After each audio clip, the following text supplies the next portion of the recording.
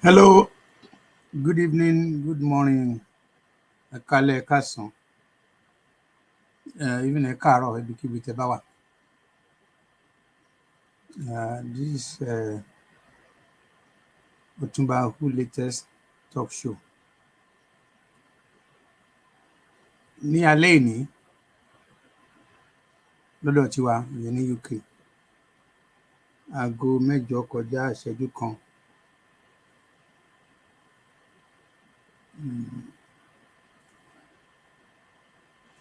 I have planned to have two guests coming to join me in the studio. I hope they are going to join me very soon. One will be coming from France, the other one from America. And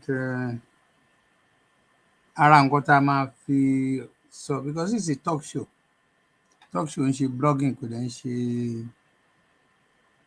kíní kan gbadigbangba whatever it is, oníkàkú ló láyè tiẹ̀. So and I hope we all appreciate each other.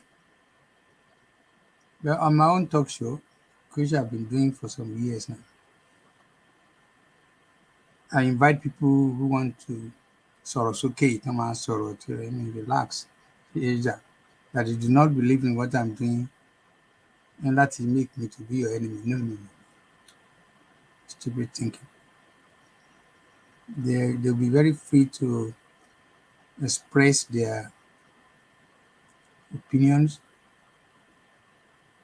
I will be talking about their approach to life, starting with what they are doing, what they do, what they want to do. One of them have been my guest before, I think twice, so I'm not too sure. So, like another thing again, there are so many trending issues all over the world. Kábẹ̀ látòrí World Cup, and in the sense that there are two major events that to so ilé ayé papọ̀, so connected. Is around the same. One of them is this World Cup. Second one is Olympic. Àwọn méjèèjì yẹn kò sí bó ṣe ọ̀tá ẹ̀ kan around that time, ọ̀tá ẹ̀ bá ní television tó wọ̀ ni. Ìjọba máa sọ pé nìkan jẹ oúnjẹ ọ̀tá wọn ni wà fẹ́. Wàá ṣàbẹ̀ bá sọ̀rọ̀ pé Jídé kí ló ń ṣẹlẹ̀? Ta ló support?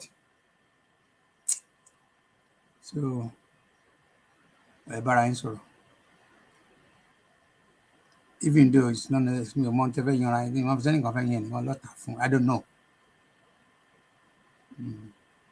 I've been criticized many times pé ìtí òye mi ló pọ̀ jù.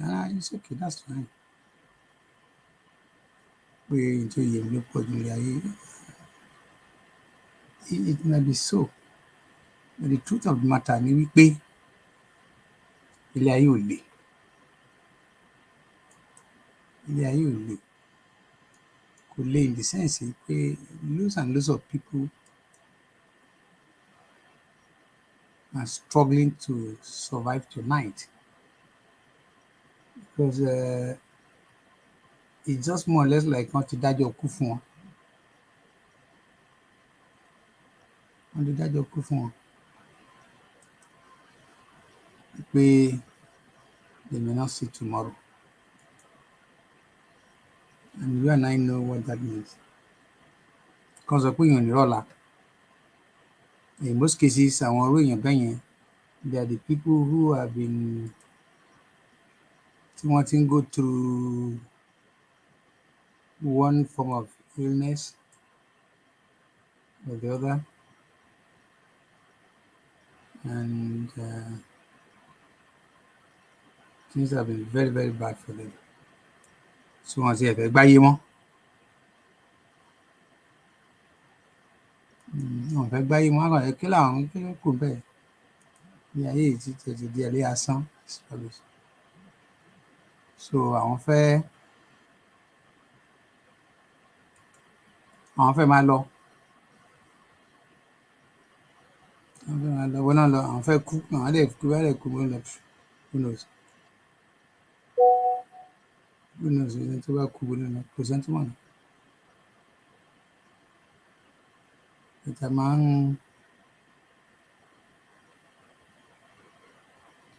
a máa fi ń tanra wa jẹ nìyẹn wá kú ọ̀run ló ń lọ àlùjọ náà iná I don't know. I'm not convinced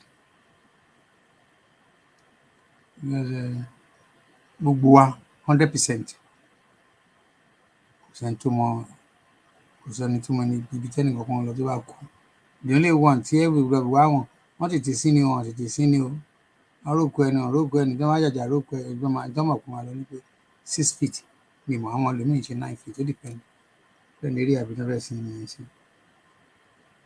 So ilé ayé ilé asán ilé ayé ilé asán àfi ọba àfilẹ̀ òun ló fi jẹ́ pé whatever we are doing ẹ jẹ́ ká máa ṣe dáadáa ẹ jẹ́ ká máa ṣe dáadáa ọ̀sán dáadáa ló pé ìkà ò pé oore ló ké ìkà ò pé àtọ́ ń ṣèkà. There must be something to benefit in there. I'm sure there must be something to benefit in there. So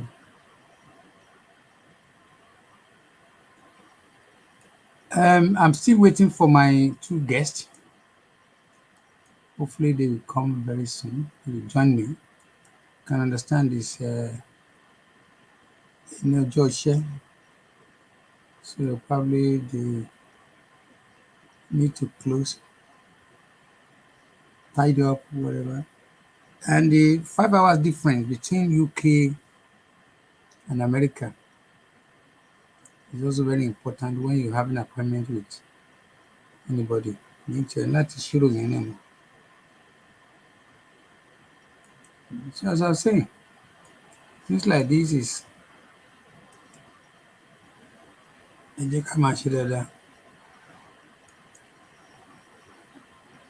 that takes me to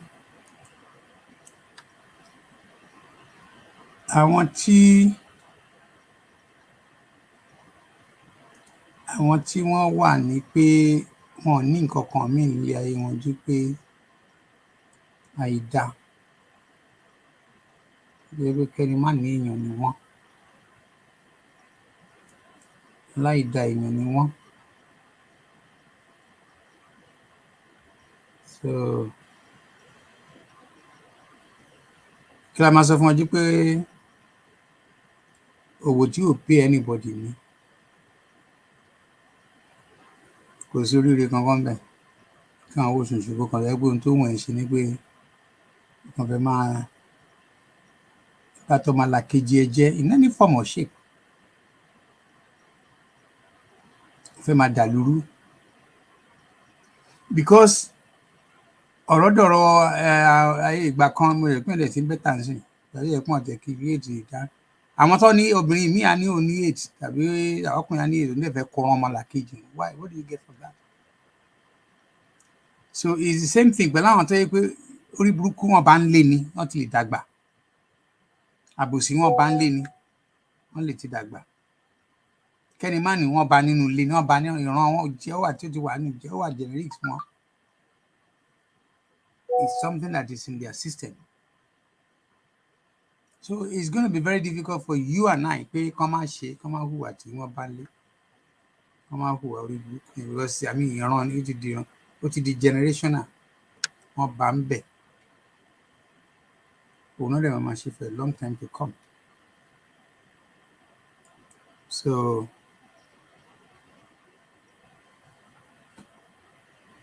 àwọn tí wọ́n wò ṣùṣù tán kàn wò bákan náà kí làwọn fẹ́ fi lé ayé àwọn tó kù ṣe àwọn òkúkú pass àwọn ò fail àwọn ò dẹ̀ ṣe kíní so the only thing tó kù táwọn fẹ́ ṣe ni pé káwọn máa bú ọmọlàkejì àwọn káwọn máa pè wọ́n lórúkọ ẹ̀rí wọn rí ẹ̀mọ̀ wọn bí ìdẹ́ tí ẹ̀mọ̀ wọn wọ́n ṣe yín wọn ròyìn pé káwọn kan máa bú máa pa àwọn èèyàn lórúkọ torí kí ni torí wọ́n fẹ́ kán gbóhùn àwọn torí pé wọn ò lè ṣe lecture simple civics wọn ò lè ṣe wọn lè fún yàn ní information about democracy wọn ò lè fún yàn lecture about mathematics wọn ò lè fún yàn lecture about English gangan even Yorùbá so the only ìgbà tán lè gbé ìgbà ọ̀tẹ̀ ìgbà àbòsí ìgbà ẹjọ́ gọ́tà dọ̀tí ẹ̀kọ́ kan máa bú yàn bákan ló ṣe rí ẹnìkan rí bákan àwọn tó yẹ pé gbogbo ọ̀run báyìí yìí wàhálà ló so mọ́ ọ lọ́rùn so bẹ̀dẹ̀ ó lè wò láti discharge wàhálà wọn ni pé láti kàn jáde síta kàn máa bú ẹlòmíì kàn máa bú yàn kàn máa sọ̀rọ̀ sáwọn èèyàn lára àjọsọ pé kó má sí iná ẹ̀tí iná bá dẹ̀ wà àwọn èèyàn wọ̀nyí tí wọ́n ti bá wọn nìyẹn because gbogbo nǹkan tó bá ṣe báyìí àkáǹtì iná hellfire làwọn akọ́sí fún wọn so oúnjẹ tó bá kú even wọn lè tẹ̀lé má ti kú gangan lọ́dún bàbẹ̀ sí jèrè iṣẹ́ yẹn pé pẹ̀mí ò mọ̀ bí wọ́n ti ní conscience because ẹni tó bá ní conscience ò ní wò ṣòṣù kó o bá tọ́mọ́là kékeré kan máa sọ̀rọ̀ sí anybody lára kàn máa pè é lórúkọ kàn máa bú wọn tẹ́ ẹ̀ mọ̀ nǹkan kan ẹnìkan ló wà ń di kinní kan ẹnìkan ló ṣe kinní kan kan bẹ́ẹ̀ mi ò mọ ìmojú náà fẹ́ mi mọ báyìí fẹ́ wọ ọlọ́run lójú whereas somebody can say to me bàbá Olódùmarè ẹ̀yin lẹ dá mi ẹ̀yin lẹ dá mi I'm a godly person máa ń repeat ó máa ń dùn àwọn kan máa ń bí àwọn kan ní bàbá you know I'm a godly person I'm very godly to you tó mọ̀ pé èèyàn lè tàn ọlọ́run you cannot mock the Almighty it is not possible you can't.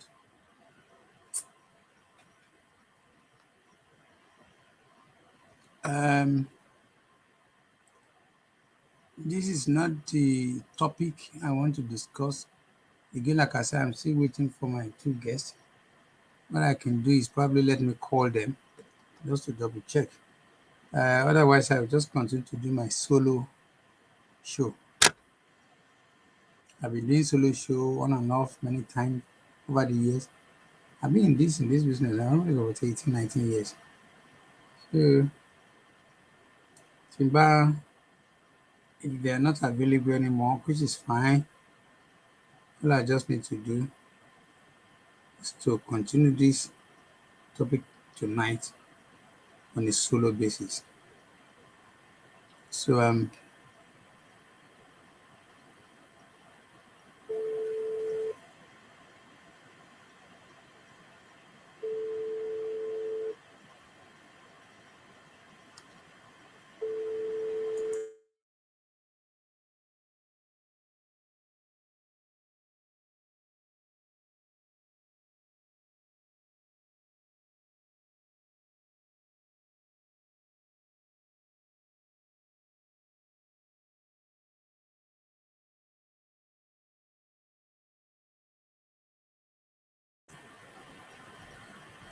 the phone is ringing. I can assume that, or I can imagine it, probably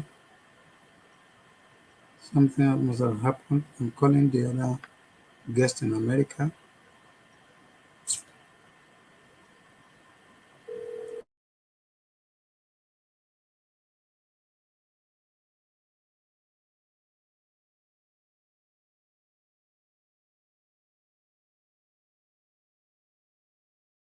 Ó tí o mo sọ pé 8:00 UK time mo sọ fún yín bẹ́ẹ̀ sá. No problem ẹ jẹ́ kí n fún yín bí 5 minutes ẹ kàn click lórí link yẹn ẹ kàn click. Okay sir okay ẹ kàn click lórí link yẹn á gbé yín wá bá mi studio ẹ ṣé. Okay. Again, simple thing mixed up èmi ní 8:00 UK àwọn ní 4:00 Texas time so bẹ́ẹ̀ bá ṣírò ẹ̀ papọ̀ àwọn rò pé bẹ́ẹ̀ 9:00 ló máa bọ́ sí yẹn máa ṣe kíní kankan well there's a mixed up there yeah. So must the work come to an end? No.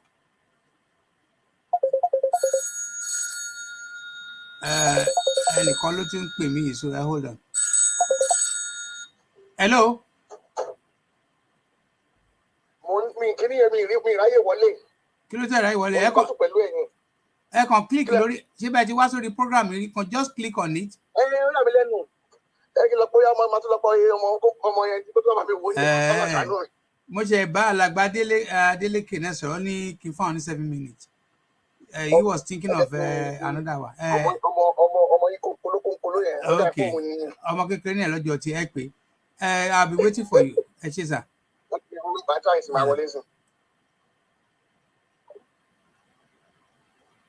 So, well, in between, if I know one or two people who want to call me, even though I've discussed with one of my closest confidants, is not really major for me. But we spoke over it, and this very, very, very nice and honorable person, which I've known for years, is of the opinion, okay, fine, it's still not going to make any, it's not bad. So if Tabari and Tofek Wole as we speak, Ekpelori +44 7368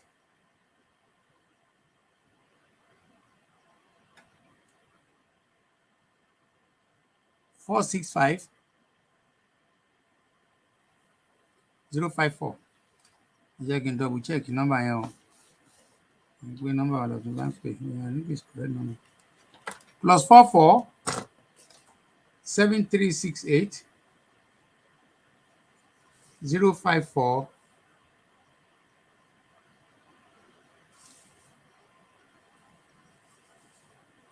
I just repeat it. But mama ni we are doing the okay. So value I correct. 0768 if you are calling directly from UK.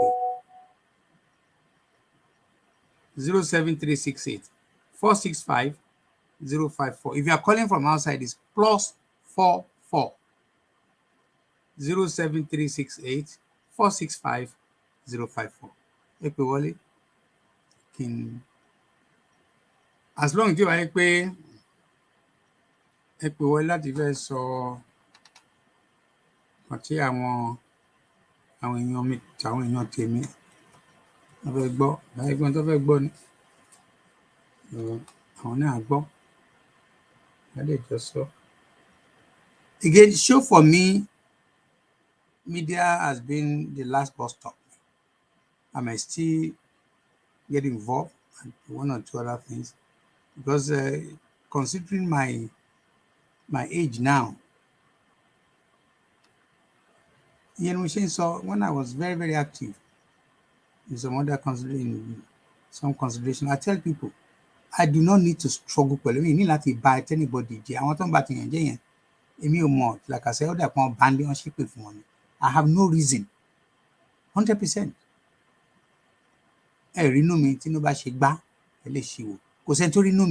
Mi ò ní reason láti máa struggle pẹ̀lú ẹnìkan. Láti máa bẹ́ nìkan jà. Pé kinní kan, I don't do it. I've not been doing it and I'm not going to do it now. So no matter whoever think pé kò dẹ̀ sí lẹ́nu kankan Ọlọ́run ló lè fi mí ṣe nǹkan. So tí àwọn bá jẹ́ alábòsí jẹ́ pé kò dẹ̀ àárín tó máa sọ. Àbòsí tèmi ò tiẹ̀ lè tà because mi ò jẹ́ gbì mí lè kú gbì. Yeah. Mo believe in many things like ojú ni alákànfin ṣọ́rí. Èèyàn láti ṣọ́ ara ẹ̀, láti mọ nǹkan tó ń ṣe. I agree. Because when you look at behavior àwọn èèyàn wa yìí, èèyàn láti ṣọ́ ara ẹ̀. So I'm still waiting for my two guests. Nǹkan sọ nìyẹn. Ìkànnì wọn bó ṣe jẹ́ alàgbà ní university, lecturer ni still. Nǹkan sọ nìyẹn. Ìkànnì wọn bó ṣe jẹ́ Alagbas University lecturer ni still ìtọ́sọ ni ìkànnì wọn bó ṣe jẹ́ Alagbas University lecturer ni still ìtọ́sọ ni.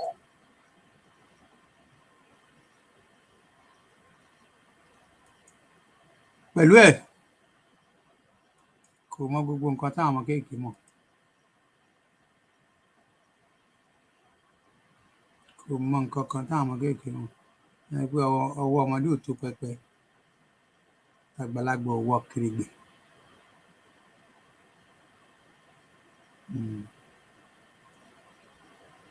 So ẹ̀yin èèyàn mi, while we are waiting, ẹ máa ronú nǹkan tẹ́ fẹ́ ṣe. Ẹ fẹ́ pè mí fine.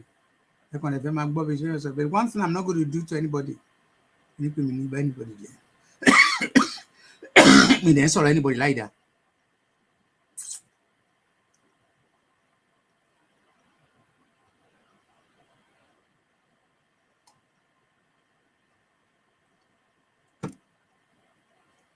Because mo sure nǹkan kan. Gbogbo akọ́nìkan náà. We are different people. We are different people. So, ẹnì kan rò pé òun lòun dájú. Kò sí bí òun ṣe jẹ́, ẹ̀rí pé ènìyàn ń tàn rẹ̀. Ènìyàn ṣe kí ni ó ń tan ara ẹ̀.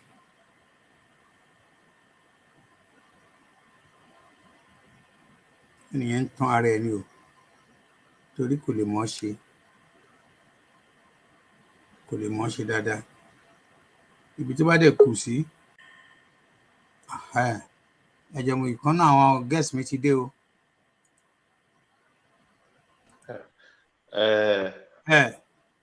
Wọ́n ti dé o. Ìkan náà àwọn guest mi ti dé. Mo ń jáde lọ tẹ́lẹ̀ ní láti sáré padà wá ni. Àbẹ́rẹ́ ayé mídíà báyìí ẹ máa ṣe.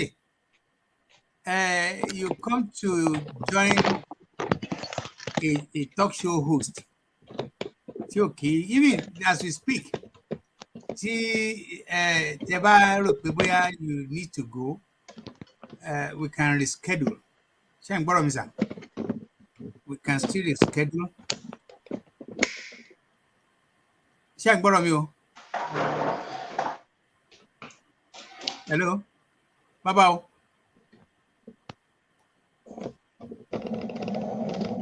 Hold on, àwọn guest mi ti yọjú bẹ̀tẹ̀ wọ́n máa ní láti wọ́n jókòó déédéé. Tẹ́ bá ti rẹ́dì kẹ́ pè mí o.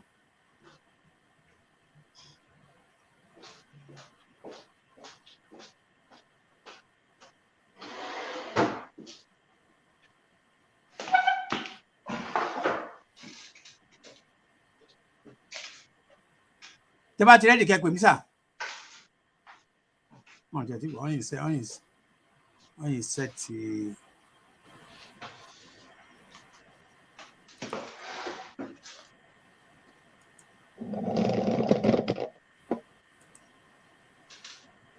Hello, Alàgbà Adétọ́lá Ṣèyí Ọláyọdé. Ṣé ti ń gbọ́ mi? Ṣé ń gbọ́ mi? Mo ń gbọ́rọ̀ yín, but if it's going well with you, that's fine. But the way it is, experience pẹ̀lú headphone, tó bá ṣiṣẹ́ fún yín, that's fine. Leave it. Alàgbà Adekunle ní Amẹ́ríkà. Yes, sir. Ẹnu ẹ kúrò lẹ́. Ẹ ti ralẹ̀. Àwa ti pẹ̀lẹ́ ṣáájú yín. Ẹ káàsán bí. Ẹ káàsán. Now, I've been talking like the last how many minutes? 20 minutes on my own. Sorry. Oh dear. No, that's fine. Again, talk show for me is time to relax, to talk with people, in a very friendly. Alagba, Emani láti adjust the seating. Alagba Adetola, come down this bit. Adjust the seating. Kewale there. Was okay there. Tintini. Perfect. Alagba, I think wale too much. T-bot too much. I think T-bot is getting too. I would have been. Okay, hold on, sir. Hold on. Alagba Adeleke. Sir. Ekale. Ẹ I want to welcome you to OtunbaHOO latest TV. Everybody don't need TV, isn't I media, you know. Program Temi Sabashi is a program where I interact with friends and family, people that we can just talk. This is not politics. This is not giri. It has to be this. No. I want to take your time to be you. I want you to be part of the show. It's your show, and Be I want interactive. to usually I want to start by welcoming you again, and want to ask you to please introduce yourself to Awatanwowa. Some people have joined us on internet. I mean, on YouTube now. Uh, how many people is going to be by the time we? I don't know, but don't worry. I'll sort of till for maybe an hour and a half, and then call it a day. Let's start by introducing each other. Adekunle, who are you, and where are you coming from, and what do you do? My name is Adekunle Adeleke. Ọmọ Ondo State ni mí. Ọmọ Ìdìbùkúnmi Gbégunrin ní Ondo State. But mo ti gbé ní ìlú tẹ́ wà yẹn rí. America ni mo dẹ̀ ń gbé nísìn ní state wọ́n pè ní Texas. Okay. Ní suburb Houston. Iṣẹ́ ní Houston lọ́wọ́ suburb Houston ni mo gbé nísìn. And mo ní àǹfààní láti kàwé ní Nàìjíríà àti ní ìlú UK.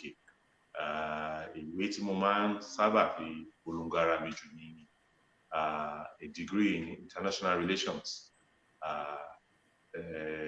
Tí òun ní tí mo jẹ́ ó fún mi ní insight into world politics, local politics, public analysis, international analysis.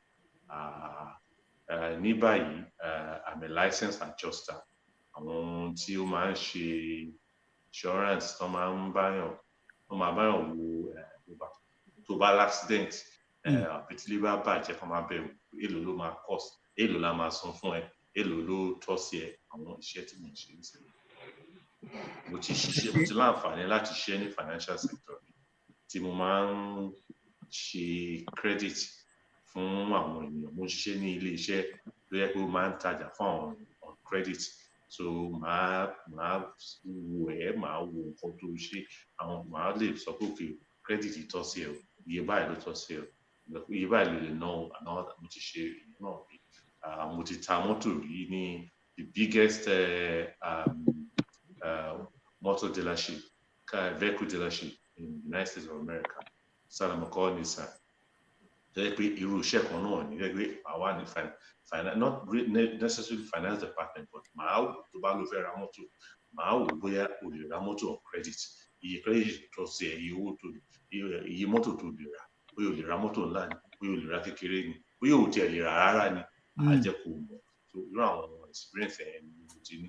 Mo dẹ̀ tó ṣiṣẹ́ ní back in UK, mo ṣiṣẹ́ pẹ̀lú Deutsche Bank ní customer service department wọn.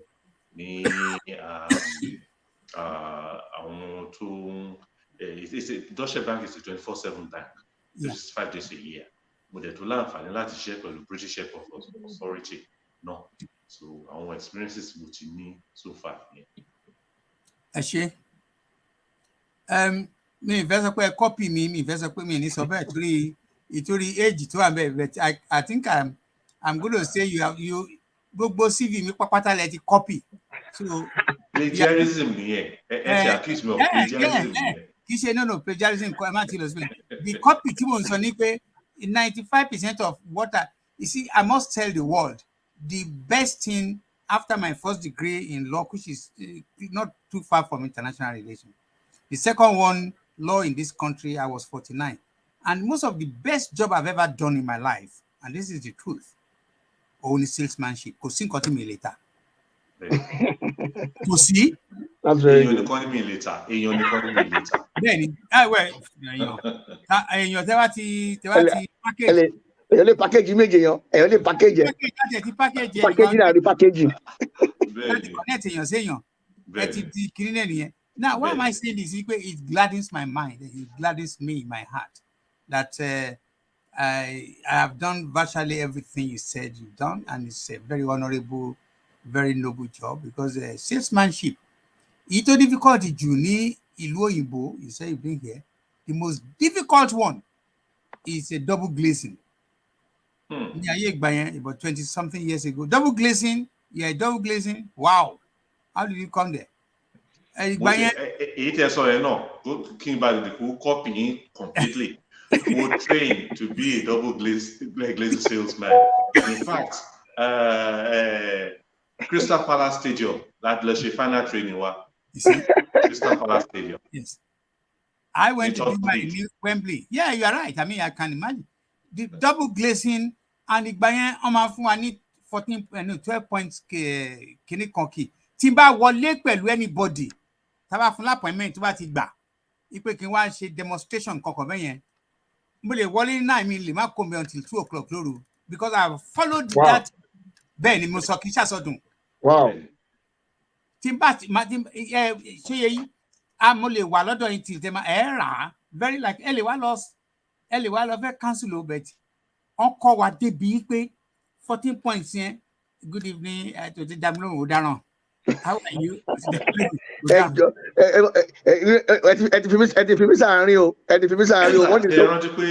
Ṣe rántí in sales you don't accept no 5 times. Bẹ́ẹ̀ni. You don't accept no. The Ben. first no, the second no, the Yes. third no, the fourth no. You don't accept no. So there must be a yes. There must be a yes somewhere. Bá ti gbà báyìí and like I said ìgbà yẹn we have people working in the office àwọn náà máa ṣe cold calling. You see, and don't forget pé it's based on the commission. You don't get paid. So tọ́mà gàjà connect ẹnìkan line kan pé kí n lọ bá Mr. Olayode Mwade Olofombu Motora Miniena. So I must, if I sit you down, Timbabesi break, follow. Anyway, so that was sales. Thereafter, sorry, before we continue, what is double glazing? I mean, the middle of the guys. Double glazing window ni. Window to just come on. So you could to reduce the energy intake, energy cost. If you have double glazed doors and windows, you're sure that you're going to spend lower on energy than energy. Absolutely. Okay. So use that in sales too. Then the second one is interesting. I say you copy. Was I graduated. I then went to university. From there, I was 49 because more work in the machine. 49, I just got divorced. And I had this wish tailoring. So I now went to someone, and I don't know whether you know Liverpool area. You know Liverpool. The guy, I'm sure now to one late 60s. Yes, the man lo buy pay oran show like láti detail. Lo sha n fi kin wa lola. O sha anyway o ko dijo kan mo kan ni e wa. Jẹ́ kí n below. Do you really want to train me or not? Baba, the age here you move it forward. Maybe I was in my 50s and he in my 40s, not 50s. And he's like 30 something. So that's like my difficult to go only mama right. So on my way home, miss boat.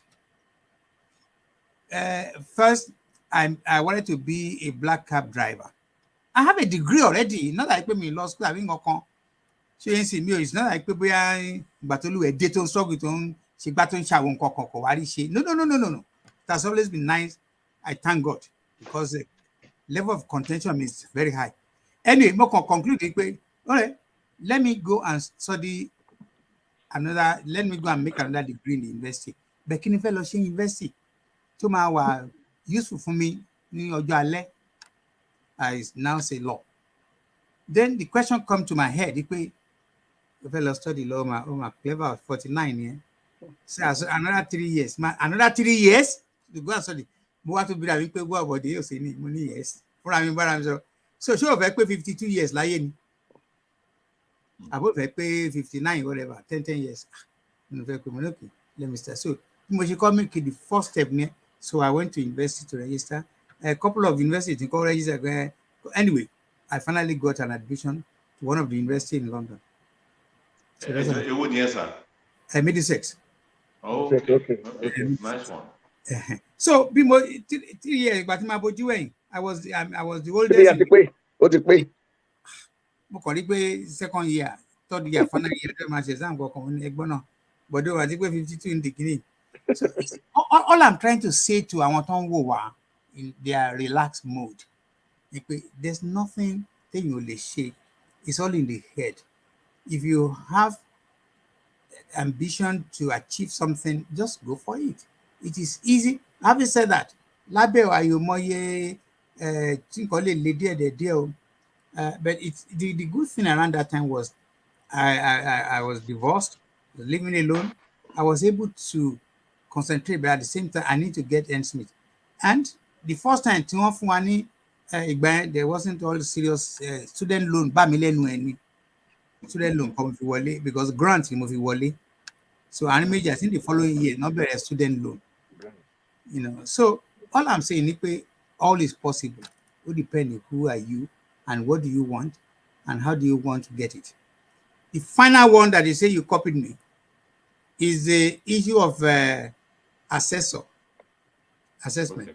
Not long ago, some years back, so I went to do a course on assessorship where you can assess, you work, you go into big companies, you assess their employees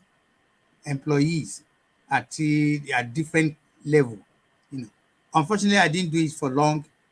In fact, to be honest with you, I didn't complete the training. So, gbogbo yẹn má jẹ́ kó jẹ́ nǹkan tìjú fún yín ẹ̀yin tẹ́ ń wò wá. Ó complete kìíní ọ̀hún ṣorí burúkú. Àyòmọ́yé nǹkan mi tẹ́lẹ̀ mi ò ṣe. Bill Gates drop out of school now. So that's how it is. So copy me is a good copy. Copy. I've already unfortunately, in Congo, I to copy yín. Tí ò tún dáa náà.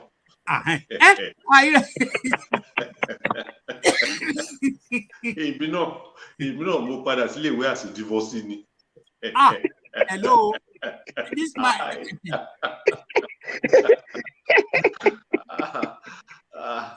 So ó fún mi ní time láti lè reflect on my life to do what I've always wanted to do in life. Because I remember back in my teenage years, I told my late principal, the late Mrs. Latono, most often one of the best principals in Lagos State, Jenny Leni, school when it comes to discipline, academic discipline and moral discipline, and it's Otunba award several times. Wow.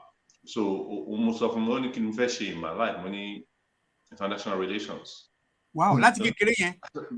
Because my mentor then was Major General Joe Gaba.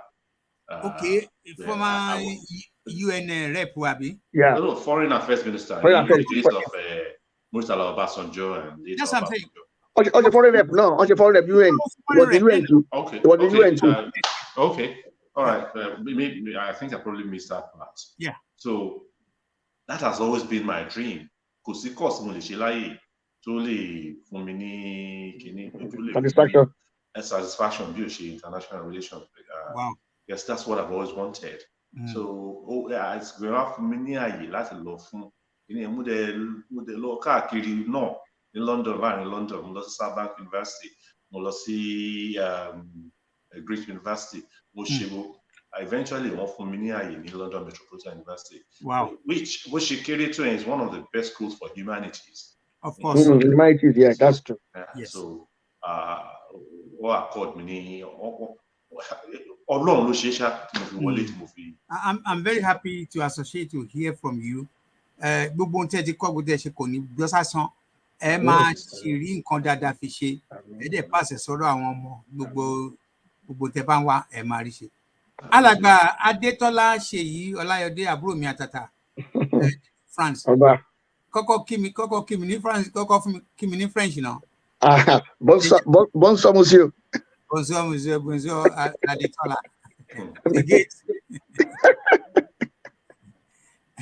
Now, you've been on my show before.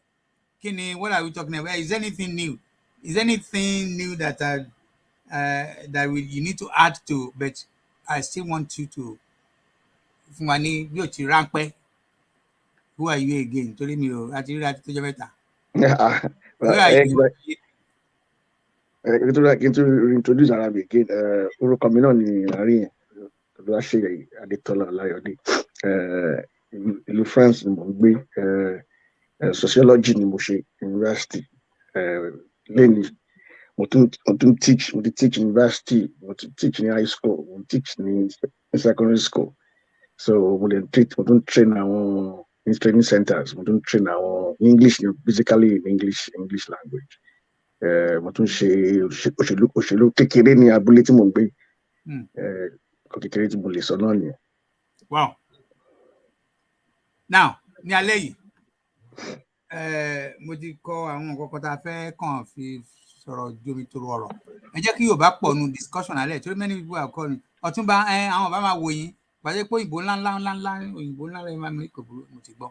Yorùbá ni mí. Mo pe ọmọ mi kan lénìí ní àwọn bóun ló ṣe pé là ń sọ̀rọ̀ Yorùbá lónìí.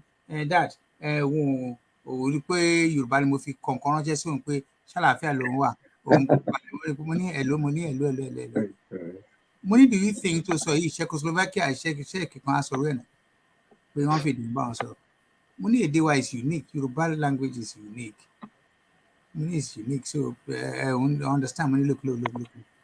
Bó bá gbóyìnbó ju kúnyìn lọ tó jẹ́ ti kúnyìn àwọn kan sì wà tó yí pé wọ́n lè fi mú ẹ̀dá yàtọ̀ sí òyìnbó olóyìnbó. Anyway, so but it's a thing of joy for me tí n bá rí àwọn èèyàn tán tó gbédè mi. When I left Nigeria in 1970, Germany mo kọ́kọ́ lọ. So again, you can't live in Germany without learning the language. So I learned the language, and today is one of the languages I still cherish, I still adore, I still love, I still man called Gebai all the time. It's a language I love. Brigades? Danke schön. Und der? Gut. Ich spreche ein sehr gut Deutsch. Nein, ich spreche Straßendeutsch. Ja. Ja, ich spreche sehr gut Deutsch. Nein. Ja. Est-ce que vous parlez Deutsch? Ṣé ti rí kí mò ń tẹ̀ pàṣẹ yín gidi gan-an Germany. You might love close account in my area because my loss close. Last week, I had a friend who I left 1970. He left 1972. So he's been over almost 50 years in Germany.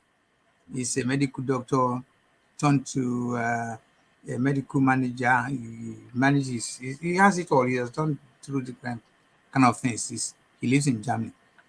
Now, ẹ̀yin èèyàn mi, ẹ̀yin àbúrò mi, kí ni tó ń ṣẹlẹ̀? Let's start from the just concluded World Cup. What's your take on the last World Cup? And also, I want you to connect World Cup to the world. So let's start with Sheyi. Well, World Cup, France, our final. So, from my own point, last year, London 1B, we feel the atmosphere was mixed feeling. Not sadness anyway, but it was just a bit of disappointment. Sorry. I felt a bit disappointed because we were expecting to win the match. We thought we were going to win that match. Although, before the match, we win. Because despite the way and now injury problems, despite the fact some of our players, about 5 players before the World Cup, before the final match, one virus attack. Okay. So but sadly that day we saw that we were not playing. We didn't play well for almost 60 minutes. We were just not in the match until the French spirit, revolutionary spirit, to rise up again. So we should have won the match at least the last minutes. Let me say the last hour minutes of the match we should have won. But all of a sudden, but penalty, we literally lost the match and we felt so bad. We felt so bad because we put in those few minutes of the match. both the extra times we tried to make sure we scored again, but no matter we got of soccer, so not the anyway. So what does World Cup say to you? I'm not a football fan. I'm not the only sport I love. I do most is lawn tennis and maybe swimming. So very unusual. Now, World Cup means to me like it's the one of the two major events. Adekunle, two major events in the world to unite the whole world. It brings us together at any given time. What's your take on World Cup? And the second one is what? Olympics. Yeah, okay. The Olympics. Yeah. Okay. I don't want to look at the result of the World Cup, and I think we're going to have a robust discussion here today. Dissect a little bit. Please do. Number one, it shows individuality in cultures, different countries. Converge, see ìlú kan. Host country, Qatar, nǹkan tó ń ṣe, tó ń achieve. Mo dẹ̀ fẹ́ ká túbọ̀ France, àwọn tó yẹ kó win, tó ń win. There's something unique about the French team. Number one, Qatar. All the Western media, the Western countries, wọ́n impose a particular culture lórí Qatar, but they stuck to their gun. This is Qatar. Qatar lè gba nǹkan tẹ́ ẹ fẹ́ ní ká ṣe, kì í mọtí níta gbangba nílùú Qatar. The issue of LGBTQ kò gbọdọ̀ wáyé nílùú Qatar. They were strong in their resolve, to maintain that. Yes. Then wọ́n tún wá make sure pé nígbà tí ẹni tó tẹ̀ wá win World Cup ọ̀hún gan tó fẹ́ gba cup, wọ́n wọ Tishbish ní wọ́n wọ̀ fún. That is pé this is who we are. Ìyẹn lórí ti Qatar. Lórí France, tẹ́ bá wo ìlú France, orílẹ̀-èdè tó play fún France, afẹ́ tó bí àwọn ọmọ orílẹ̀-èdè tó play fún France, afẹ́ tó bí 5 àbí 6 àbí 7. About 6, 7, yeah. You're right.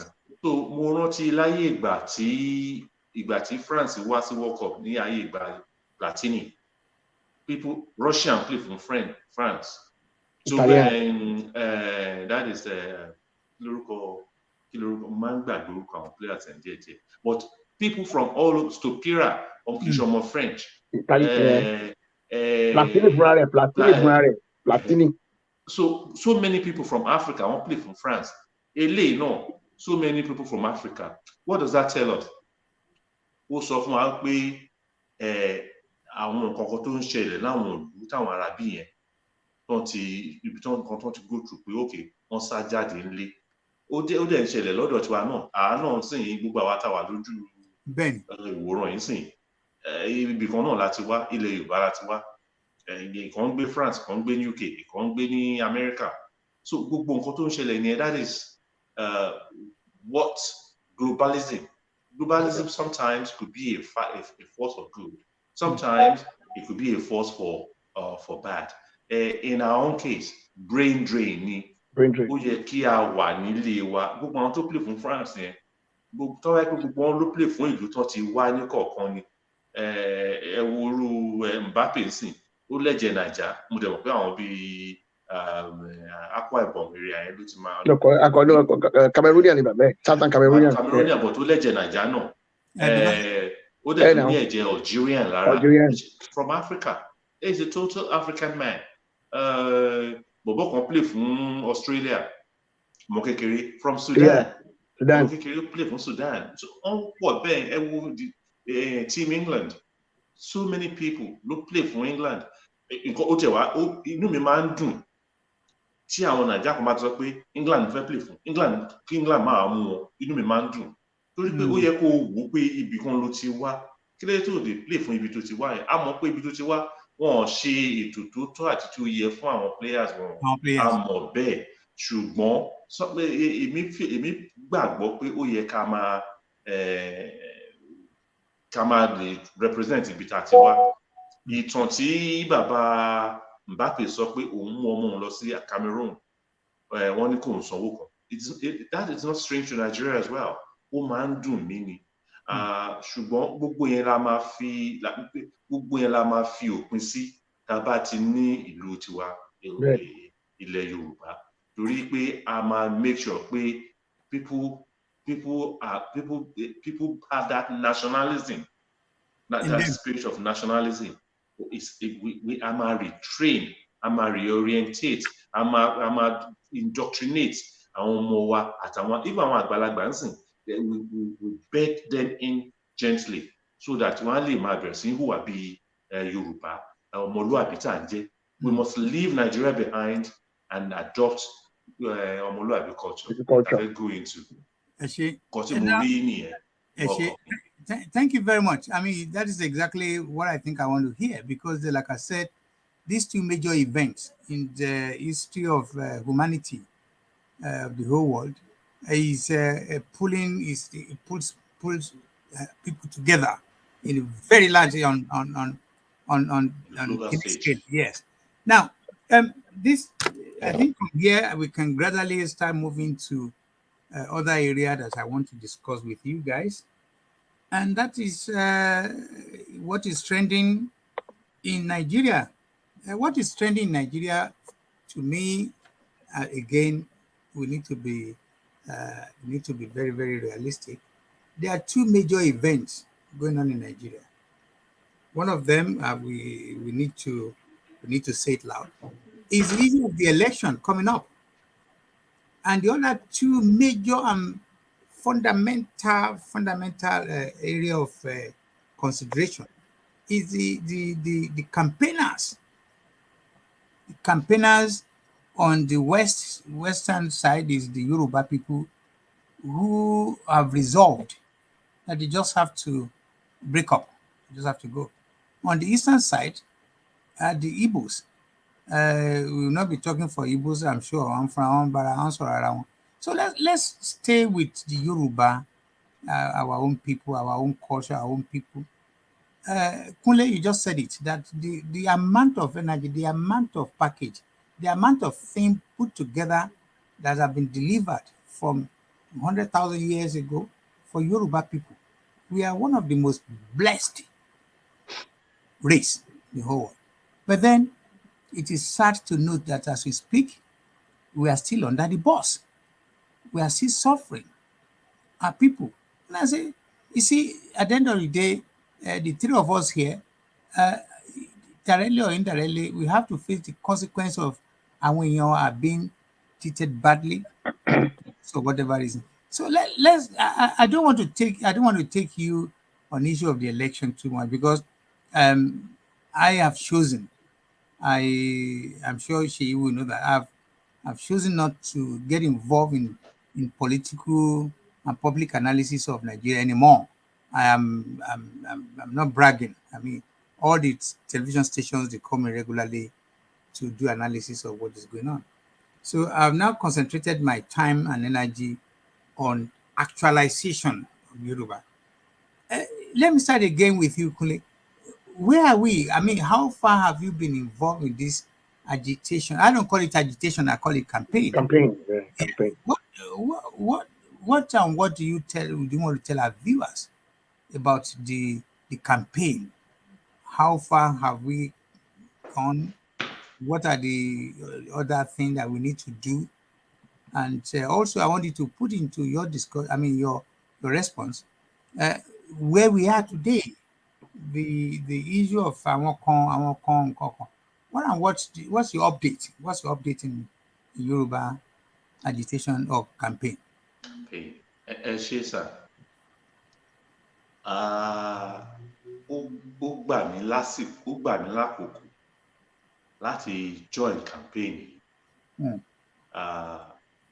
torí pé awuyewuye social media ó pọ̀ gan. Tá a bá dẹ̀ ṣọ́ra, social media lè lead yàn sí path tí kò kò dáa, irọ́ path kan tí ò dáa. Then mo fẹ́ sọ personally mo ti ń tiraka láti yọ Yorùbá sọ́tọ̀ láti ọjọ́ tó pẹ́. As early as 2017 mo lọ sí Nàìjíríà. Ìwé tó wà lọ́wọ́ mi ó sọ pé the Secretariat Western Consult èmi ni mò ń jẹ́ bẹ́ẹ̀. Solution to the Yoruba leadership question. And mo outline ní àwọn nǹkan tí ó lè solve leadership question Yoruba. Nínú ìkíní ni to emphasize the lack of and the need for a substantive Yoruba leader. Tartinism. Negotiate a more prominent role for Obas in modern government. Torí the issue pé kí ọba máa lọ gba ọ̀pá àṣẹ lọ́dọ̀ àwọn politicians yẹn èmi ò fẹ́. Mo dẹ̀ ń ṣe project kan lọ́wọ́ láti make sure pé gbogbo yẹn ó máa ní ìdádúró, ó máa stop. Underscore the need for unity and oneness tí ó ń yọ wá lẹ́nu lọ́wọ́lọ́wọ́ ń sìn. Pé ilé kan àwọn kan ń ké lọ báyìí, àwọn kan ń ké lọ báyìí. Promote the socio-economic growth and political significance within and without Nigeria. Ṣé láti 2017 mo ti rí ó fi hàn pé mo ti rí kìíní láti 2017. Àwọn kan ti rí probably earlier than that. Àwọn kan later náà ṣẹ̀ṣẹ̀ rí. Set up a committee to determine the political geography of the Yorubas. Retain Ibadan as the political capital and Lagos the economic capital. Determine foreign alliances for military and economic growth. Tẹ́ bá rántí nígbà tí Awólọ́wọ̀ tí bàbá Awólọ́wọ̀ tó ń ṣe, he had an alliance with the state of Israel.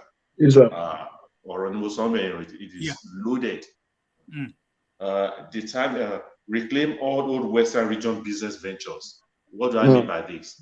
We will be Cocoa Industries Limited, Ewékòró Cement, àti bẹ́ẹ̀ lọ, all the business wọ́n tà ní ọ̀nà gbogbo ẹ̀ pátá la máa reclaim. Mo tún wá develop an army from past current servicemen in Nigeria and diaspora. Ìyẹn ọ̀rọ̀ wà ń bẹ̀ mí tí mi gbọ́dọ̀ tí mi fẹ́ sọ síta. Develop a two-party political system for the new nation, Yoruba nation. Two-party. Kí ni mo mean by this? Bá a ṣe ní Ìjẹ̀bú, la l'Ẹ̀gbá.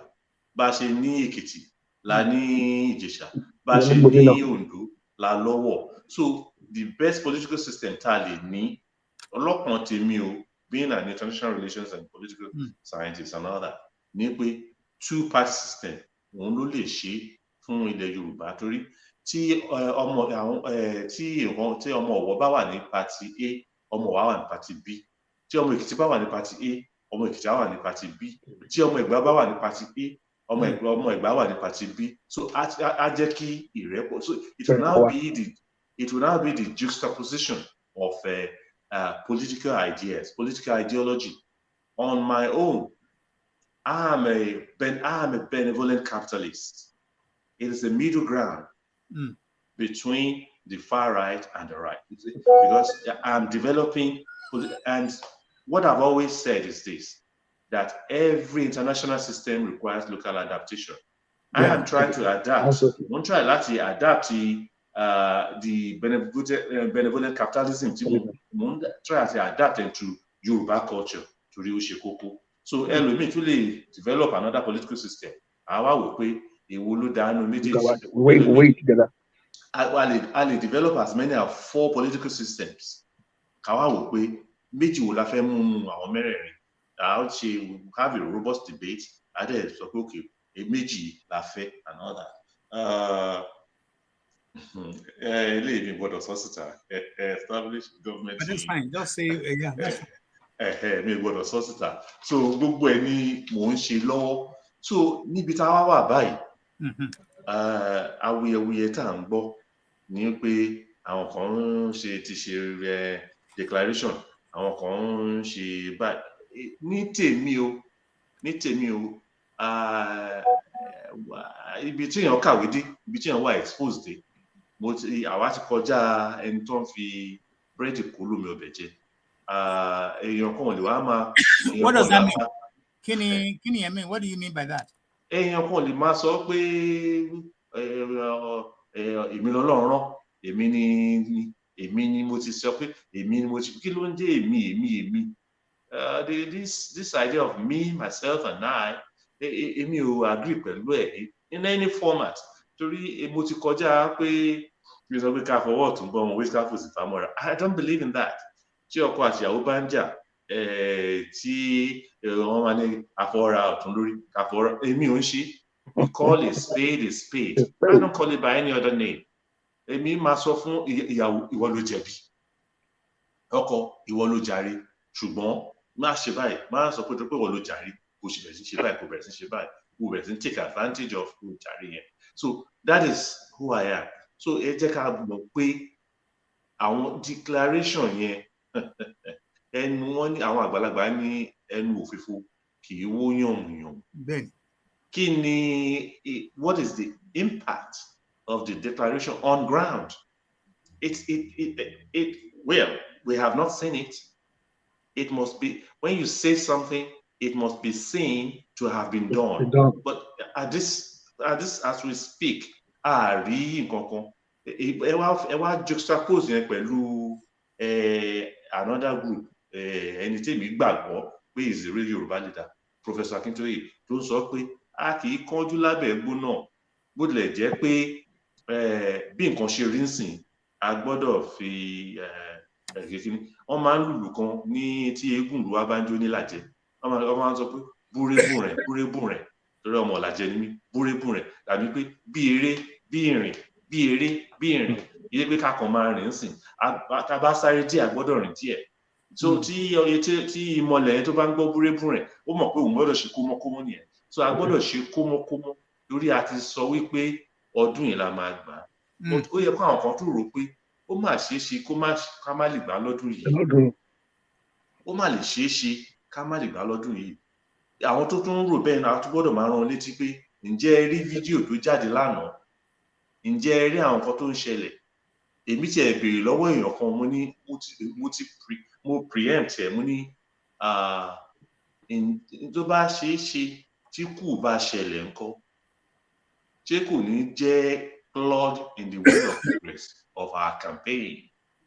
Because ẹlòmíì kò tí ì sí kù rárá under a civilian government, ẹ̀rù ti ń ba àwọn ẹlòmíì tájọ wà lẹ́nu ìjàngbara yìí, ẹ̀rù ti ń bà wọ́n pé ẹlòmíì gan-an á rò pé tán bá lọ gbé mi, àwọn bàbá wa míì tẹ̀ rò pé okay, ṣé pé ẹlẹ́mú ta wà yìí tó di kíyàn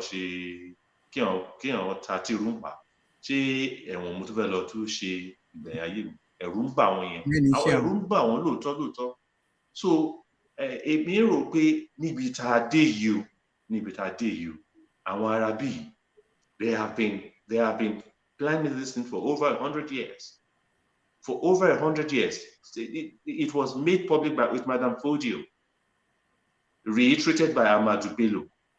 Now, under Buhari, it is plain out there in the open. There are oríṣiríṣi, one goal, no new one goal, but that to make sure this goal, that's the established goal. Their plans have been evolving. It's constantly evolving. It's moving with the time. Tó bá ti pé ti káwọn ní area kan, wọ́n á tún gba ibòmíì. Or a combination of many ways. One lo religion, one lo herdsmen, one lo even the government, your constitution, one lo no against him. Wọ́n tún lo àwọn marabouts. Wọ́n tún lo àwọn marabouts. Ẹ wo, ẹ jẹ́ kí n sọ kíní kan fún yín. Àwọn èèyàn wa tó ń pa sóko, àwọn èèyàn wa tó ń pa sóko, ó lè má jẹ́ lóòótọ́ o, lórí ọ̀rọ̀ marabouts ẹ̀ lò yẹn, tẹ́ dárúkọ yẹn. Àwọn ogun náà fi ń ṣe o. Of course. Àwọn náà máa dìde, tẹ́ máa rò spirit wọn máa dìde, náà máa bẹ̀rẹ̀ sí kọ́lọ́ máa jẹ́ kó bẹ̀rẹ̀ sí attack padà bá bẹ̀rẹ̀ ìjà yìí dìtì. Nǹkan tí mo fẹ́ yẹ kẹ́ mọ̀ ni, nǹkan tí mo fẹ́ yẹ ká mọ̀ nìyẹn. So ẹ jẹ́ kí n dákẹ́ ń bẹ̀. Thank you very much. Seyi, I know we've gone through this before.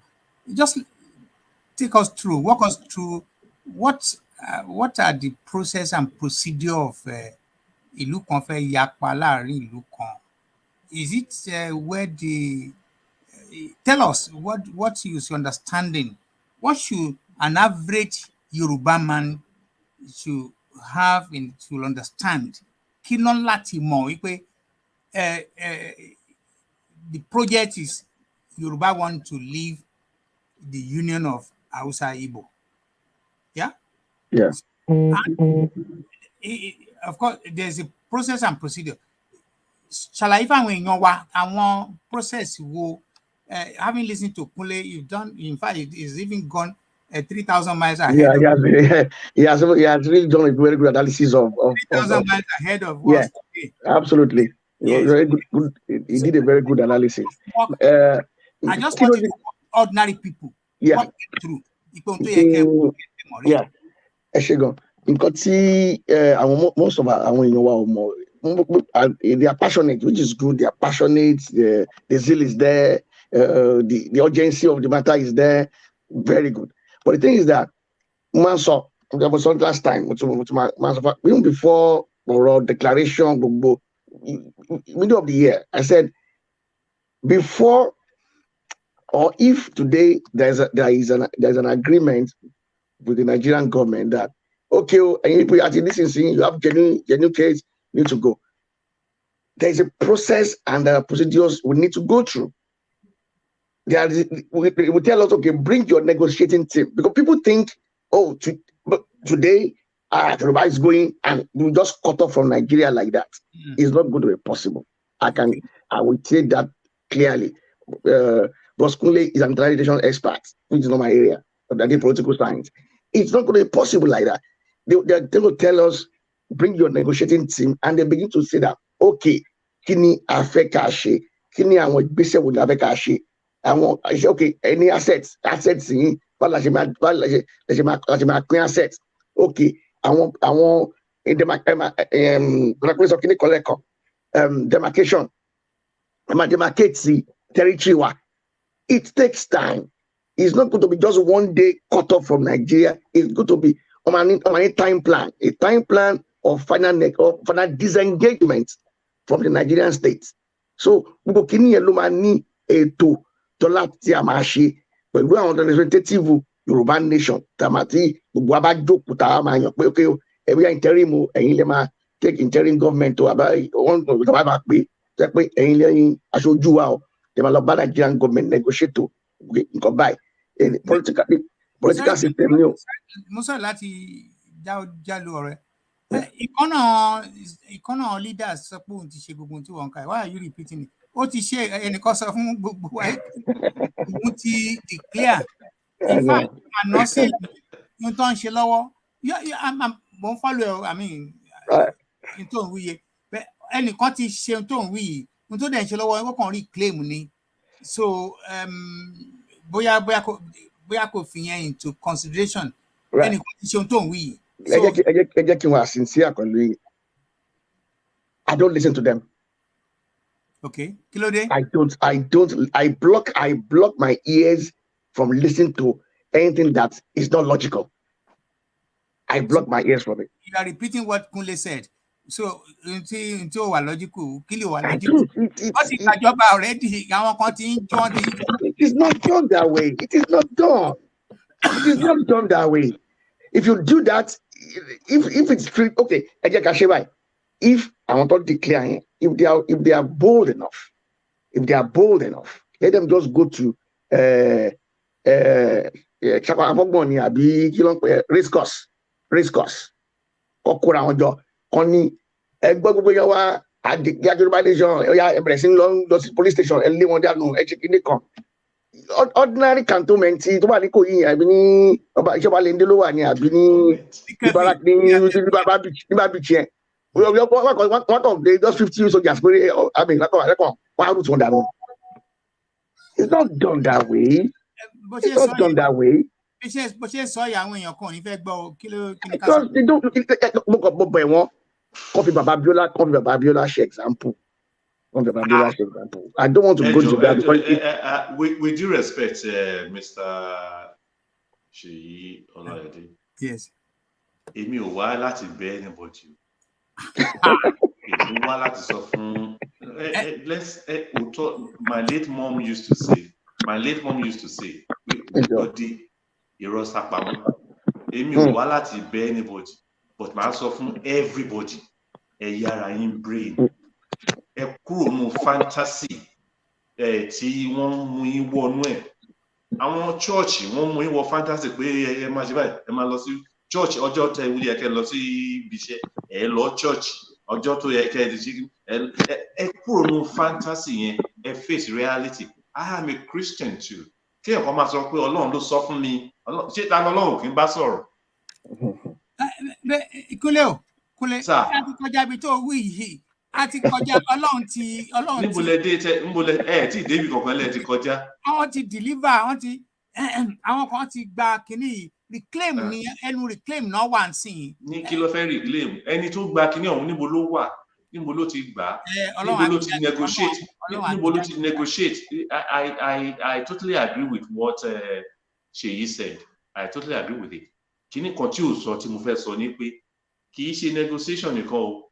Kínní kan táwọn Yorùbá ò fẹ́ gbọ́ ni pé there might be, and it will probably happen.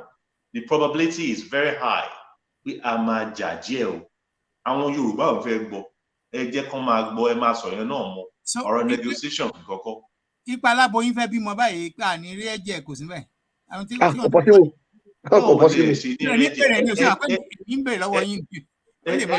Ẹ sọ nínú gbogbo àwọn countries tó wà lágbàáyé ń sìn tán separate from each other. Ẹ jẹ́ ká wo percentage àwọn tí ẹ̀jẹ̀ ṣẹlẹ̀ tí ẹ̀jẹ̀ ò ṣẹlẹ̀. Ẹ jẹ́ ká ẹ dárúkọ jáde tó lè dárúkọ ẹyọ kan fún mi àbí méjì. The only one thing, because like I said, you and I are more or less in the same area of studies. The only one that I know very, very ní Czechoslovakia tó ń pinra wọn sí méjì tí kan jẹ́ Czech tí kan dẹ̀ ń jẹ́ Slovak. Kí ló fa yẹn sà? Kí ló fa yẹn tí yóò fi sí ẹ̀jẹ̀? The level of understanding and development wọn ló jẹ́ kán jẹ́ pé look, tẹ̀gbọ́n-tàbúrò ni wá. If you want to regroup, let us regroup amicably. Let's work together gently and severally.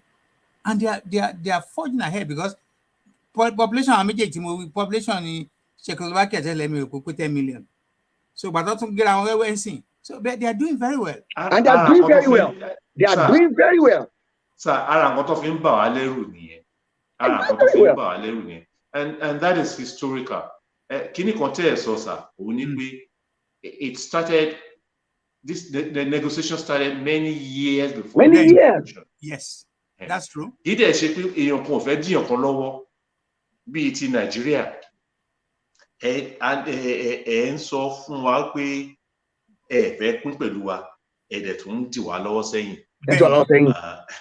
Kò ṣeé ṣe. Ẹ ti sọ as many over 100 years ago pé plan yìí nìyí. Ẹ dẹ̀ ń tẹ̀lé plan yẹn. Àríwá consultative forum. Gbogbo ìgbà náà ń pàdé. They are using bó ṣe ń lo layman's method láti yín wa lọ́rùn. Not the sophisticated method as advised, and they are being advised by a world power. Absolutely. Nǹkan tó máa ń dùn mí ni pé àwọn èèyàn tí a bá sọ àwọn ìgbéra jẹ́ ìrùpàdé. Irú àwọn èèyàn bẹ́ẹ̀ yẹn ó máa ń dùn mí fún wọn. Irú àwọn èèyàn bẹ́ẹ̀ ó máa ń dùn mí fún wọn tó máa sọ pé jẹ́ ìrùpàdé ní báyìí. Èmi màá máa sa agbára mi láti lè educate wọn pé kò ṣeé ṣe. Àwọn tí mi jẹ́ lè stand rárá ni àwọn tó ń sọ pé ẹ jẹ́ kí ṣe bí Yorùbá ló fẹ́ débẹ̀ ń sìn. Nǹkan tó máa ń gbàgbé ni pé Yorùbá tó fẹ́ débẹ̀ yìí ó máa fi fún àwọn arábí láàyè láti wọ̀ wá láàrin gidi kan láti lè annihilate wa. Already wọ́n ti wọ̀ wá láàrin, but ó máa entrench wọn. Entrench wọn. So wọ́n máa ráyè wọ̀ wá láàrin. Ẹni tẹ́ ló fẹ́ débẹ̀ yìí kò lè lọ ọdún mẹ́jọ ń bẹ̀, kò lè lọ kọjá ọdún mẹ́jọ ń bẹ̀. Lẹ́yìn ọdún mẹ́jọ ń kọ́ agbára tún padà sọ́dọ̀ wọn lọ́hùn. Kí ló fún his deputy ó sọ mo kì í ṣe pé bẹ́ẹ̀ mo sọ video broscato ó ní restructuring my food. èmi ò fẹ́ restructuring mọ́, mi ò fẹ́ regionalism mọ́, mi ò fẹ́ any arrangement tán lè gbé wa mọ́. It is total severance, total exit from the contraption called Nigeria. Sovereignty. To you both, let me start with you again, Sheyi. I'm sorry, I'm not well. Anybody to ban woman to ban pe Otunba is baba ara àwọn Yoruba campaigner ni. So, and we know his position before. So if I say certain things, it might amount to sarcasm. We're more sarcastic, but the truth of the matter ni pé like sarcasm.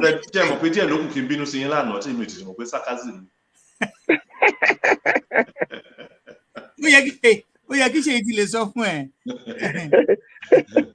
Ó yẹ kó ti lè sọ fún ẹ. Àwa ò ní nǹkan míì mọ́ tá máa fi kú báyìí. Yorùbá is totality Yorùbá ni pé Yorùbá láti dá dúró. It's imperative. It's highly imperative. We need to exit. Dimbawa láyé on my deathbed báyìí máa ń sọ pé look, ẹ jẹ́ kí Yorùbá dá dúró gbogbo. And if you want to hear, I have put substantial part of my time into this campaign the last few years.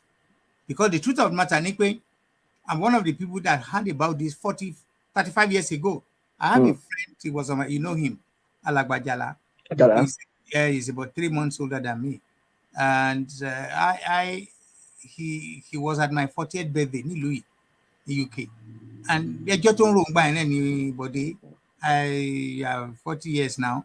And like call Nigeria, man, you're 35 years ago, until 2014, when he come another abroad,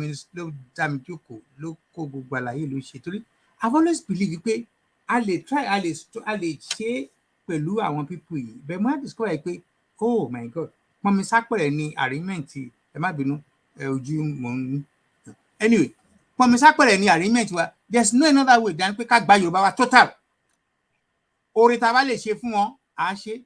But area because if I go back to is when Sheyi said pé àwọn nǹkan tá máa negotiate. What do you want to see 1st of January? Kunle, ìtorí gẹ́gẹ́ mo ṣe sọ àwọn kan sọ pé àti ìgbọ́n dẹ̀ ti ń ṣe reclaim lọ́wọ́ ti ń ṣe gbogbo ẹ̀.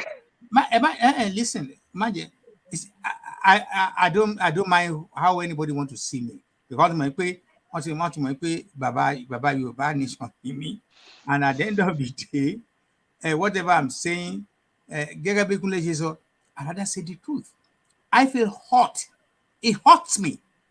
Kí ẹnìkan lójúkorojú kó dẹ̀ rí ajá kó máa pè lọ́bọ̀ fún yàn. I'm sorry. This is willful blind. Willful blindness. Yes. Willful blindness. This recording is going to be on, as far as I know, for the next, God knows, years to come.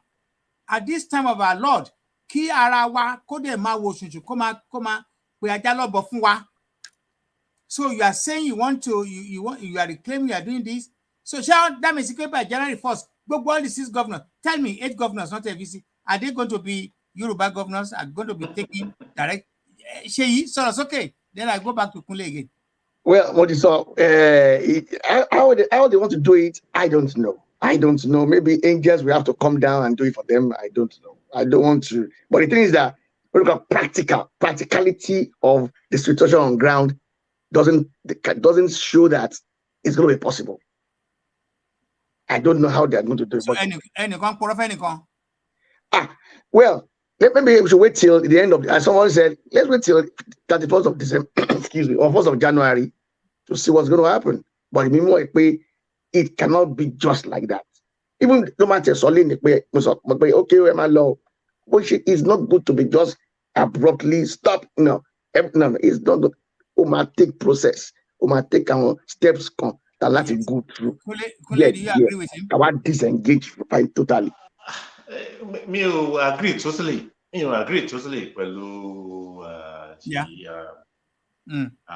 Yes, I'm a negotiate, but who are the negotiating parts? I got to identify it, because as far as I'm concerned, èmi ò lè as a Yoruba man èmi ò lè negotiate pẹ̀lú Hausa Fulani tí wọ́n contribute ṣíṣì sí àwọn nǹkan tó wà ní ilẹ̀ Yorùbá. ẹ má ti lọ fà mí sọ nípa negotiation pé nípa nǹkan tá a ní o no negotiation pé kàkàjọ jókòó. You were talking about our infrastructures. Yeah, àwọn assets but mo mean nìyẹn àwọn assets òun náà ni assets wa assets mélòó náà contribute sí ní ilẹ̀ Yorùbá. If there's going to be any negotiation at all with regards to assets, it is going to be the Niger Delta people. Ẹ pé ọ̀rọ̀ epo wọn ọ̀rọ̀ la fi ń develop ìlú gbogbo the Nigeria, but we have little, even at àwọn gan apá, we have little to negotiate on because our gan ní gbogbo nǹkan tó nìyẹn wọn ní port táwa ní. So we Yorubas we must not give out anything. No, not give out. I'm not saying to give out. They share anything, but for instance, another project mo ṣe ni police reform. Ṣé Camp Salem House no fẹ́ bá mi pín ni tó wà ní bẹ́ẹ̀ ṣé wọ́n fẹ́ bá mi pín Camp Salem House nǹkan tó gbogbo nǹkan bẹ́ẹ̀ wọ̀nyẹn. You said something ṣe pé bóyá angel ló máa sọ àwọn Yorùbá wọ́n believe in the gods pé religion ti yí orí wọn ti di orí kò jẹ́ kó mọ̀ pé Bible sọ wọn ka Bible débẹ̀ ni Bible kan sọ pé ye are spirits. Àwa gan tá a wà yìí we are spirits ourselves. Yeah. So àwa gan a lè máa ronú pé jẹ́ ká ṣe báyìí ọ̀rọ̀ ẹlòmíì á sọ̀rọ̀ báyìí pé ó máa ṣe ìgbà bẹ́ẹ̀ ni. So bí is what àwa Yorùbá fẹ́ à ń dúró jí pé mi ní lè gbé kọ́ọ̀lù yẹn ká máa sọ wa lọ àwọn group kan ló pè mí but mi ní let me pick this caller. Àwọn subscriber ni. Okay, sir. Yes, hello. Hello, caller. Hold on. Let's just keep going. Hello. Because I've announced that if anybody wants to call him. Copy the question, a couple of things they might want to ask. I just keep going. Great, sir. I'm not against what you're saying. No, I understand. I understand from what you know. I understand. We must negotiate from the position of strength. Yeah. I agree with you. What I was saying in essence is that a negotiation must take place. Not maybe I can phone. No, I'm not saying that, but the negotiation must take place.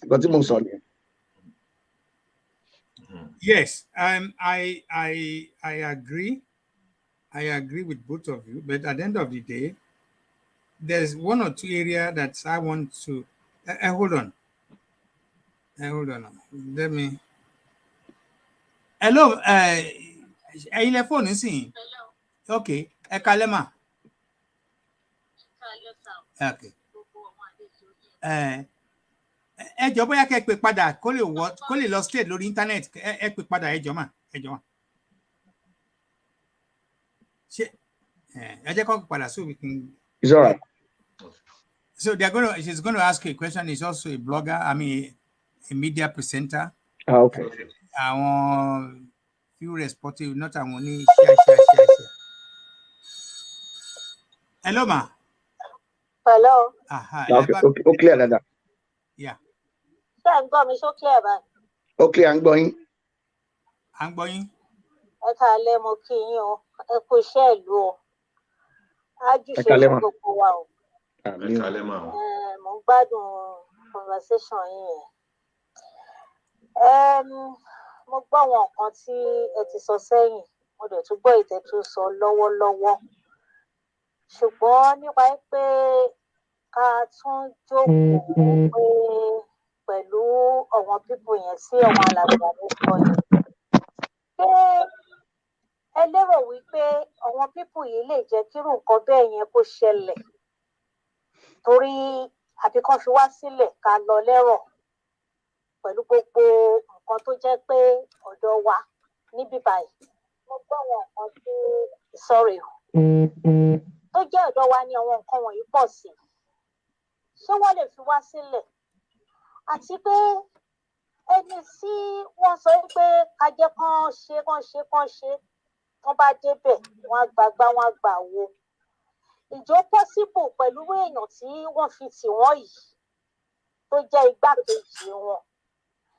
Dé nípa ọ̀rọ̀ Yorùbá Nation yìí èmi lérò pé ibi tí a dé yìí ó yẹ kí ojú ọ̀pọ̀lọpọ̀ wa ó ti là torí nǹkan tó ń ṣẹlẹ̀ lẹ́nu bí oṣù bíi mélòó sẹ́yìn yìí níṣe ló dàbí pé ó mú ìfàsẹ́yìn bá ìjàgbara yìí.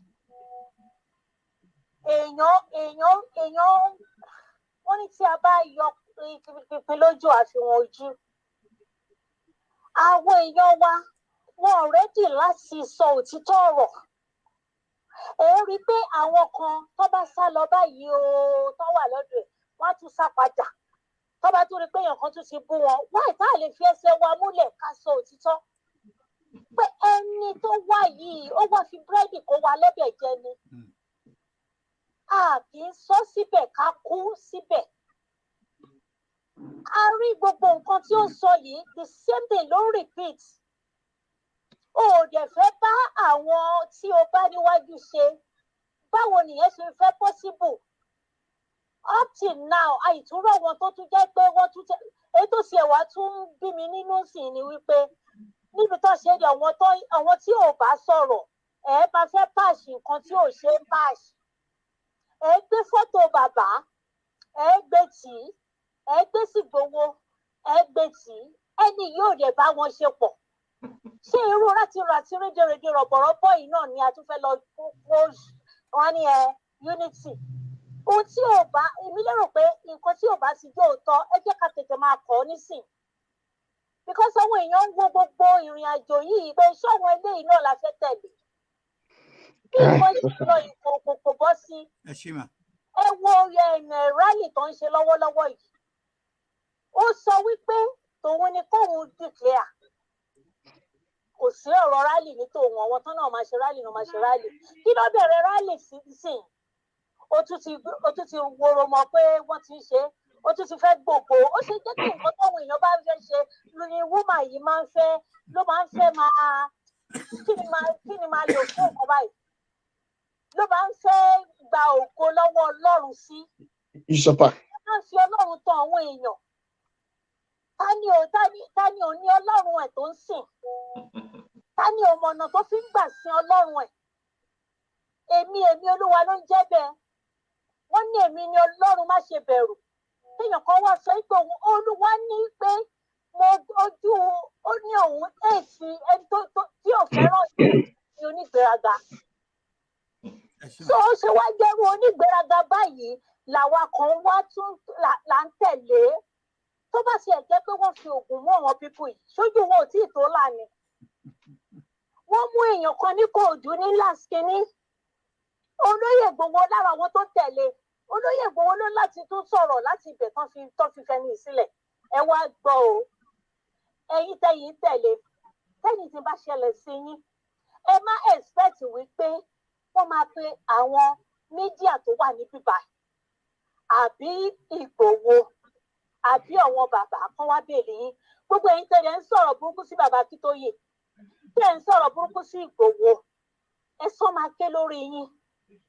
Tábà dẹ̀ rí àwọn tí wọ́n rán yín tẹ́ fi ń da ìrìn àjò yìí rú ó kù yín ó kọ Ọlọ́run á dẹ̀ san fún yín torí bó tilẹ̀ wù kí ó rí bó tilẹ̀ wù kí ó jẹ́ ohun yòówù kí Ìgbòho gbà kò sí tó lè rí kò sí ohun tí ó tó ìdá kan nínú tó pàdánù.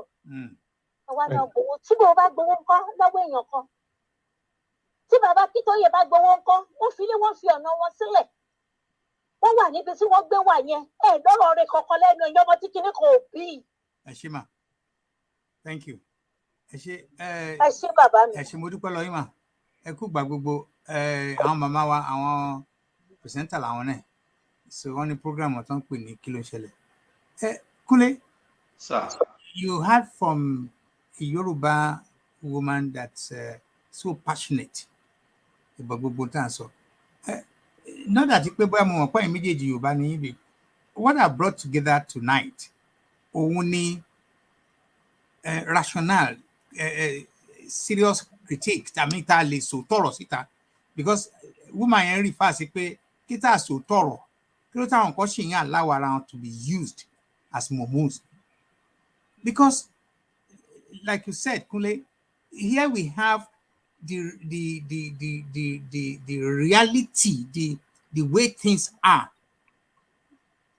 Sheyi, you also confirm that as we speak, there's nothing like declaration TFS Sheni Koko. Kini response in see, let me start with you, one of you. See, Mama and so how do you want to buttress what she said or add to what she said or ever remove Untonso? No, I'm putting a last, so last. It's your go. I give it to you. Mo sọ kíní kan lẹ́ẹ̀kan nígbà tí mo introduce ara mi pé irú èèyàn tí mo jẹ́. I call a spade a spade. Èmi ò sí ibi tí wọ́n ti ń fọwọ́ ra nǹkan lórí àbí wọ́n sọ pé ẹ̀kan pé àwọn méjì ẹ̀bá ọ̀tún wí ẹ̀kú sí wí. Èmi ò sí bẹ́ẹ̀ o. Ẹni tó bá jẹ̀bi ẹ jẹ́ ká sọ pé ó jẹ̀bi. And people like this kind of thoughts, with this kind of ideas, a gbọ́dọ̀ bẹ̀rẹ̀ sí sọ̀rọ̀ síta, a gbọ́dọ̀ bẹ̀rẹ̀ sí sọ̀rọ̀ sókè. However, àwọn ìyá wa tó sọ̀rọ̀ tó ń sìn, she was able to come around, but I questioned the first part of her question, which is, ǹjẹ́ kíní ṣe ṣá? To me, that's a defeatist question. That's a defeatist argument. Inú mi dẹ̀ wá dùn pé eventually she was able to come around. Yìí. Number two, ó sọ̀rọ̀ èèyàn kan tó mú tó yẹ pé olóyè Ìgbòho ló wá gba ẹni ẹ̀ lẹ̀. Ó máa ń jẹ́ kí n rántí òwe kan tí wọ́n máa ń pa nílẹ̀ Yorùbá. Òwe tèmi ò fẹ́ràn rárá ni. Wọ́n máa ń sọ pé a kì í lọ́mọ búburú fẹ́ kùn pàjẹ́. Ẹ ṣọ́ra yín o. Ẹ jẹ́ ká máa lé ọmọ búburú fún ẹ kó fi ìkọ́nà wà lẹ́yìn láti bí ọrùn débi bàbàrà díẹ̀. Ó mọ̀ pé nǹkan tóun ṣe yóò dáa. Ẹ yé gbé ìkà lẹ́yìn. Ẹ máa lé ọmọ búburú fẹ́ kùn kó ṣàkàrà ẹ̀. Tí ẹ kò bá ṣàkàrà ẹ̀ kò ní gbọ́n. When one of my daughters was growing up, there was a power outage. Ẹ tó bá rántí ní London, I think it happened in 2000 and 2001, 2002. Sometimes there was a power outage. Àwa tó candle. Mo sọ fún ọmọ mi kó má lọ síbi candle yẹn. Má lọ, don't go there. It's gonna hurt you. You're gonna get your fingers burnt. I kept on telling her. But what was she right? What do you want to know? What you do?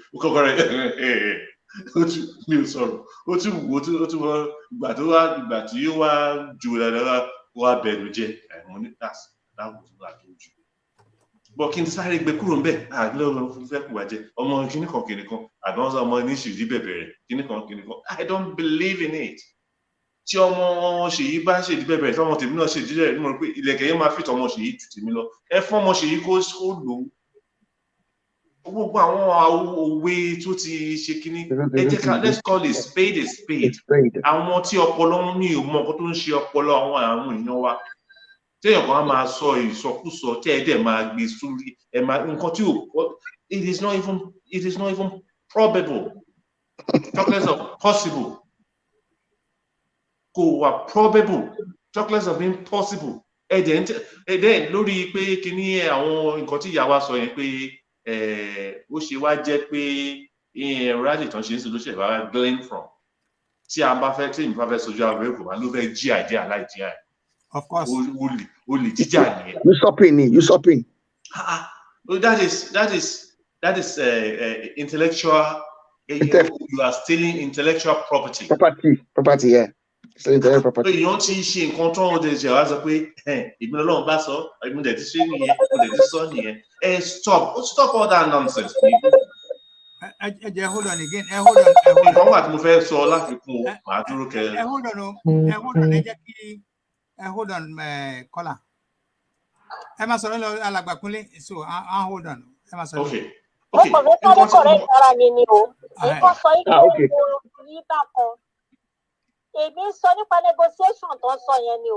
Okay. Okay. Okay. Ìyẹn kọ́ lè ó ní ṣé wọ́n lè gbà ká tún jọ jókòó sí round table mi rò pé ó lè ṣe ní choice. ọmọ kìíní yóò ní fi di ìjà àbí wàhálà kan kó ṣẹlẹ̀ lórí ẹ̀ torí wọn lè fi wá sílẹ̀ ká lọ lẹ́rọ̀ lèmi sọ o. Okay, mọ́mí ẹ jẹ́ kí n dáhùn question yẹn.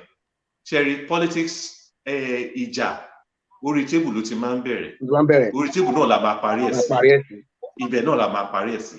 Iye omi ìgbé bóyá àníjà every quarrel it ends on the negotiating table. Bó ṣe máa rí nìyẹn, bó ṣe rí lágbàáyé nìyẹn láti ìbẹ̀rẹ̀ títí dé òpin. So ní choice nípa yẹn. Nǹkan tí mo tún ń sọ ni pé nípa àwọn òwe àṣìpá àwọn nǹkan tó ń ṣẹlẹ̀ ní ilẹ̀ Yorùbá tá a máa ń gbà láàyè kẹ́ àti bẹ̀ kẹ́ nǹkan àti ṣẹlẹ̀ àti bẹ̀. Kílẹ̀ ebi ò lè tẹ̀lé ọmọ máa ń sọ fáwọn ọmọ mi. My last child ó wà ní university máa ń sọ fún wọn ní pé listen èmi ò rẹ́dì láti lọ bẹ́ẹ̀ kan tó bá ṣe nǹkan kan èmi Adekunle ọmọ Adeleke o wà á lọ face consequence yìí màá bẹ wílé pé wọ́n ṣe báyìí ní ìgbà kan because I speak what if I have not experienced it I will never talk about it. Ọmọ ẹ̀gbọ́n mi kan ó lọ ṣe àṣemáṣe kan ó wà ní court àwọn court jẹ́ àwọn fèsì ara wọn in the course of that èèyàn kan kú from the other side ọmọ agbọ́ call yẹn pé kí n lè ṣe kán gbé ọmọ ẹ̀gbọ́n mi yẹn kán gbé wá sí lórí mo ní èmi ò sí bẹ́ẹ̀ ẹni tó pa tó kú ń kọ́ so ìyẹn ò lẹ́lẹ́dàá I will not do that deni ilé ni ó fa ìjà láàrin èmi àti ẹ̀gbọ́n mi èmi ò ń bo nǹkan àmì ìlè bó mọ́ra don't do it bí èèyàn ń wa mọ́tò lọ bóyá wa mọ́tò wà á lọ gbá ẹni lẹ́ni kẹ̀ wà á bá mọ́tò ẹlẹ́ni wà á bọ́lẹ̀ wà á dọ̀bálẹ̀ ẹjọ́ sà mo fọlọ́ ọ̀bẹ irú nonsense wo nìyẹn ara nǹkan tó ń bàlú jẹ́ nìyẹn ara nǹkan tó jẹ́ kí ìlú máa bàjẹ́ nìyẹn àwọn kan tún máa kọjá lọ ṣe bóde ti bẹ̀ẹ́ òde gbẹ́bẹ̀ ọlọ́run kan aṣọ ọlọ́run ń gbẹ́bẹ̀ irọ́ ni ẹni tó gba mọ́tò ní mọ́tò jẹ́ ẹ jẹ́ kó bẹ́ẹ̀ kó sọ indemnity mọ́tò tó bàjẹ́ next time I am more careful báwo ló máa já òun gbèsè bó tó bá ti mọ̀ pé òun máa bẹ̀bẹ̀ àwọn èèyàn bá òun bẹ̀bẹ̀ ẹni máa lọ kí máa wo máa kọjá yìí máa gbá mọ́tò yẹn máa gbà abọ́lẹ̀ ẹjọ́ sáàdì ara nǹkan tá a fi ń bàlú jẹ́ nìyẹn ẹ jẹ́ ká stop we must not go to Yoruba Nation without mindset mentality ṣé ọ̀rọ̀ tí mo sọ fún wa à ń gbọ́ wa so we need a new orientation mo sọ̀rọ̀ orientation bẹ́ẹ̀ new indoctrination ó ní bọ́n ṣe ń ṣe mi ò lè máa sọ gbogbo ẹ̀ lórí kìíní sí kò sí àsìkò láti pé it's out there in the open we just have to believe in it we just want to say okay we just have to believe accept okay this is what we want to do kì í ṣe pé káwọn pé a fẹ́ gba Yorùbá Nation. No it's beyond that we want to birth a new nation new ideas new mentality new way of thinking. Re-establish the Omoluabi in us. Among Yoruba Omoluabi. Yet, ẹ̀ ń ṣe ìwà ẹ̀ ń wà jàǹdùkú kiri. Ìwà ta ló rán mi iṣẹ́, ta ló rán ẹ̀ ń ṣe kiri. Pé èmi ti yó, kò sílẹ̀ tó kan ẹlòmíì. Lẹ́yìn kí n tún wá sórí show yìí lẹ́yìn. Sá? Bámúbámú ni mo yó náà ń pè é. Bá mi èmi ò mọ̀ bébí pọ̀ mọ́ mi kọ̀ọ̀kan. Kí n tún wá sórí show yìí lẹ́yìn. Èèyàn kan ṣe sọ fún mi pé mi ṣe lọ join APC. Mo ní èmi. Àwọn kan tẹ̀ máa ń pòwe kan. Pé tí èèyàn bá fẹ́ mú ọ̀bọ a ṣe bí ọ̀bọ tó bá ṣe bí ọ̀bọ ó dọ̀bọ nìyẹn. Ó dọ̀bọ. Àwọn yẹn gangan ni lágídò èmi máa ń pè mí ò tiẹ̀ pé ọlọ́pàá. Àwọn gangan bí iṣẹ́ ṣó ti yé yín mi ò I don't understand kò yé mi rárá sà. Okay ẹ ṣe èèyàn mi ẹ̀yin àbúrò sí mi now by 1st of January because ègé mọ̀ pé àwọn òwe Yorùbá kan wà tó yẹ pé wọ́n ti ní ìka update wọn. Ẹ má pa ilé ìfẹ́ tí update o ẹ fún ọkọ̀ tí mo sọ. kó máa fàjà láàrin ìgbà tí yín o.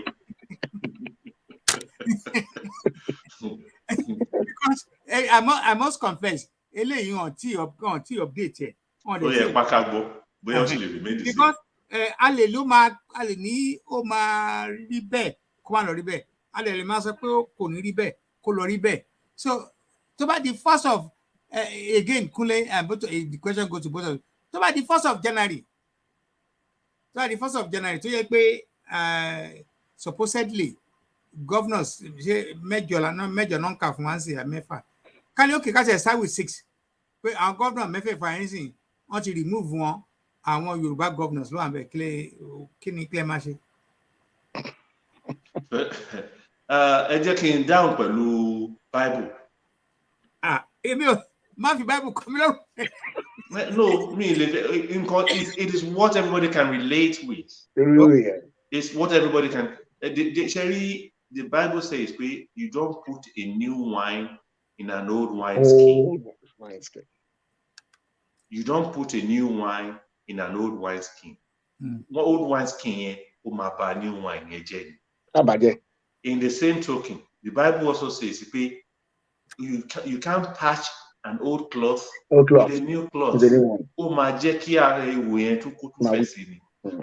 any bá ń sọ pé wọ́n replace àwọn governor ẹ pẹ̀lú Yorùbá nation governors. We have to tear down and build from bottoms up. Any bá ń sọ ìsọkúsọ yẹn èmi ò bá wọn sí ńbẹ̀ o. Bó jẹ́ èmi nìkan lè fẹ́ yàn sí gómìnà yẹn mi ò ní ṣe. I won't do it because àwọn tó máa surround yín àwọn olè àtijọ́ àwọn oyè inú sí àtijọ́ ló sì máa surround yín àwọn Babátúndé àtijọ́ ló sì máa surround yín àwọn Aníní àtijọ́ ló sì máa surround yín. So why would I want to participate in something that is faulty from the start? Only the Bible, the Christian in me, only if the foundation is faulty, what can righteous do? Nothing. Oh, possible. Then Jemeta that's back to the last time I attended Anglican church was back in England. But I got to America and sing redeem law. But in the last 2 months, me Lord Church. Why? Even though I'm quoting the Bible, you know, maybe I mean criticism from Christianity, Christianity quote and unquote. Yeah.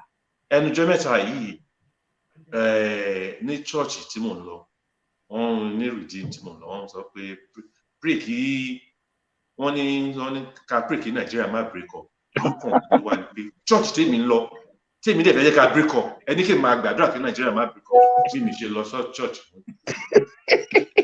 No, my late mom used to say pé òótọ́ di irọ́ sápamọ́ mi ò lè you are asking me to pray against my wishes. My wishes? No, I wouldn't do that.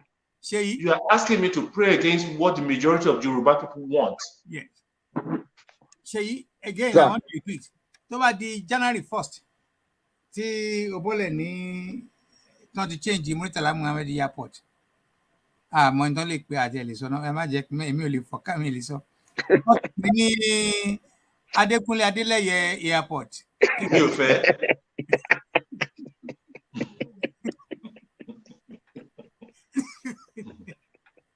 Ẹ jẹ́ kí ṣe ìdáhùn question yẹn but èmi ò fẹ́. Ṣé ojú àlá ni àbójú ayé? No, Odeko. Ẹ náà ni ṣé lójú àlá lójú ayé lójú àlá lójú ayé. Ọlọ́pàá ò tí ì dá sọ́yà tó búùkì tí ibi tó yẹ sí búùkì tíkẹ́ pé Adekunle Adeleke Airport tí mo fẹ́ lọ. Ó náà mo ṣe sọ ṣé lójú ayé ni àbílẹ̀ in the real world. As long as it is under this dispensation, as long as it's under this government, as long as under this illegality, as long as it is under this contraption called Nigeria, if you come see nǹkan tí o ṣe ṣe tí o make meaning tí o bójúmu kò make sense kò bójúmu. I don't even want to think about it. On a serious note, it's not going to be possible. It can't be possible because ara àwọn ọgbọ́n tó ń dá nìyẹn òun náà ṣe lọ ẹ jẹ́ kí sorry ṣèyí má bínú pé no worries. Ǹjẹ́ ẹ mọ̀ pé before a national party can choose you to represent them, outside of those national parties, there is a body. Within those parties, there is a body to pé talamamu tala nimu àwọn caucus wa. Màá ṣe example kan, màá sọ ẹni tí mo bá wí ní ilẹ̀ Nàìjíríà. Ní America bí ìgbà tó ń bẹ̀rẹ̀ primaries, Biden was way down in the pecking order. At a point, the Congressional Black Caucus, led by Claiborne. So, I think South Carolina, or where is he from? South Carolina. Biden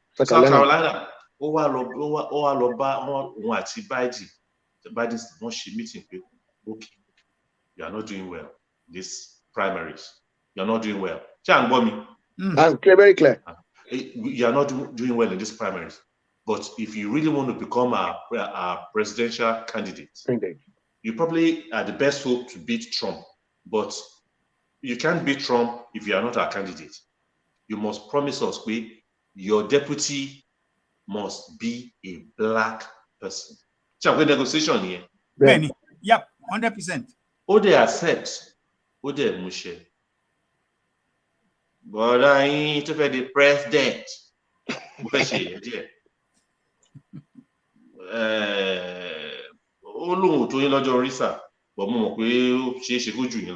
Possible, Dada. I think that's on. People want to negotiate on certain things away from Yoruba Nation. Benny. With his presidential candidates. Absolutely. I have a rough idea of your analogy. I have a rough idea of where you are going. And that is where I think Sheyi will remember this, that I've said it, I've coined that phrase. It's sad kí anybody máa pé ìwọ èmi àti Sheyi pé ká máa pọn mi sínú àpẹẹrẹ. Possible. Because that's what they're asking us to do. Èmi ò lè ṣe. God forbid. Ká máa pọn mi sínú àpẹẹrẹ to a point to jẹ́ pé as you speak, I'm another 4 years. And when you look at the level of rottenness, the way things are in Nigeria in particular, EPT level, TOT rotting. Absolute madness. And you can't want 4 years of anybody. But one good news I want to share with you, we don't need to agree on it. I want to emphasize and I want to repeat that any which way, January 1st, Yoruba, this campaign cannot die. It will not die. No, it can't. And I think, even there's also a school of thought. Some of my friends who are professors, I have a professor friend in Texas. He has about 21 PhDs. It's not gainsaying. 21 PhDs. Through the stage, every week, long by PhDs. Now, I tell you something. I have so many of them. I have professors still in Nigeria. But one thing they stand for is they stand for Yoruba, because afia shire Yoruba, education here, Loma believe anything will be better. Labe union in. And either accidentally or so, you said one thing, Kule, and that is about LFA, and then the country wambe. Who does that? Igbo. And Igbo Malo. Igbo the president. Who does that?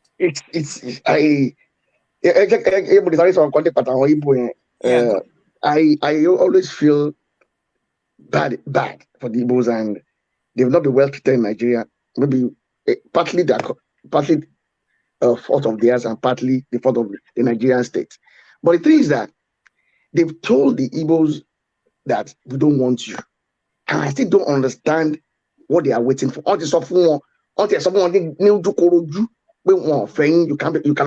cannot become president. And they're still hanging on to Nigeria. At times I feel maybe we have an idea, we're able to say something about that. Also, the president too. with the way they have been treated, and yet they're still hanging on to Nigeria. I still don't understand them. Yes, I don't understand. Let's hear from Kunle. Kunle, yeah. I want to respond. Ẹ jẹ́ kí n kọ́kọ́ bẹ̀rẹ̀ láti nǹkan tẹ́ sọ sà.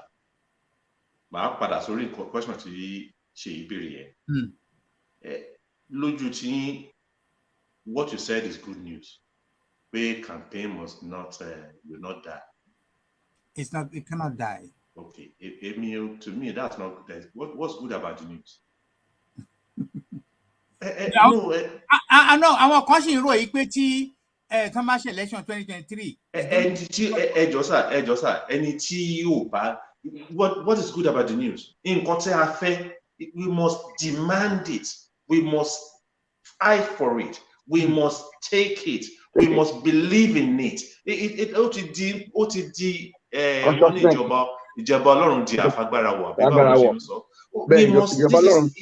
under must. Yes. Campaign for a long time. We must not kick the can down the road. We must not. We must want it now. When do you want it? Now. When do Yoruba Nation? Now. It must be now. Yeah, we must go beyond agitation instead of listening to the campaign. But now actualization will come in. So I'm using this opportunity to tell our leaders, stage it once is state I go to she can borrow language unity Abiola. I got to claim, I got to reclaim, I got to say, but this is what we must do now. Yes. Now, to what she said about the Igbos, I want to be the devil's advocate here. Okay. Igbo in the 60s here. Anybody, any tribe, any people, and my side example, Germany, what it did in First and Second World War. Germany for a long time they developed military one at all. United Nations sanctions against one. Now, Ejekawa localize it. See Nigeria. The federal government will pay Igbo the leader because they were the first group of people to ask for leadership in a wrong way. The first person that asked for leadership in a wrong way. Called Nnamdi Azikiwe.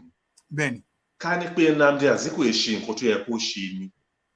Lati become Awolowo was ready to negotiate with him so that he become the first prime minister. Awolowo had the deputy prime minister, yeah. But just during the time I near Ojinle, that was the first time to àwọn Hausa Fulani wọ́n dẹ̀ mọ́gan wọ́n ti rò pé ẹni tó lè ṣerú nǹkan báyìí kò ṣe é gbọ́kàn ní mistake tó ṣe nìyẹn wọ́n kò ń bẹ̀ àwọn náà kọ́kọ́ ṣe the first coup was planned by majority Igbo officers tẹ́ ẹ bá rántí lọ́jọ́ náà lọ́hùn ọ̀nkú ẹ̀yìn arántí ju èmi lọ torí èmi gan ńgbà tí kù yẹn ṣẹlẹ̀ ńgbà yẹn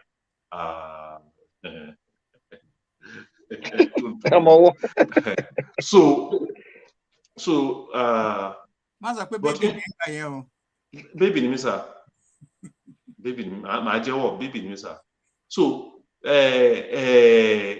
ńgbà tí kù yẹn ṣẹlẹ̀ ńgbà yẹn one way or the other the Igbo politicians of that time it is not by mistake. It is by design. It is by design. What design?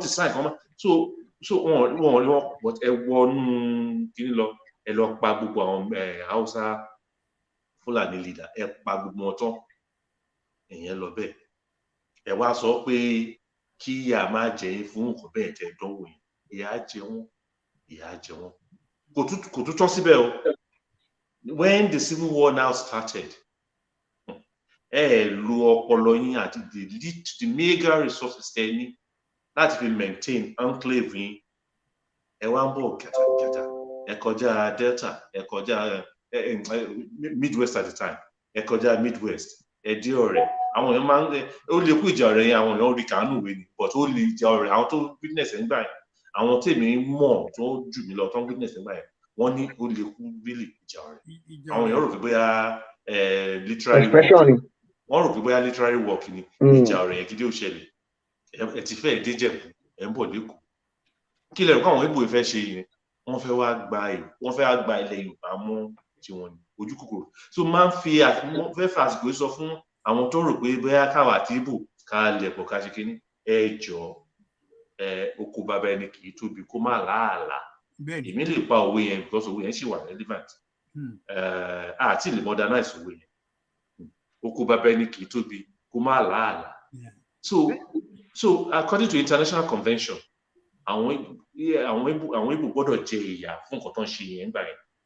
But the question now arises, at what point ló yẹ kí ìyà yẹn dópin? Oh, stop. That is it.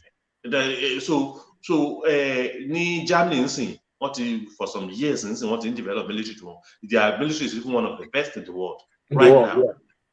So nǹkan tí mi rí sí ọ̀rọ̀ yẹn nìyẹn. Wọ́n gbọ́dọ̀ jìyà fún nǹkan tó ń ṣe yẹn gbà yẹn, all the things tí mo kà sílẹ̀ wọ̀nyí. Wọ́n gbọ́dọ̀ jìyà fún. Ṣé wọ́n ti jẹ́ tó? The question is, ṣé wọ́n ti jẹ ẹ̀yìn tó?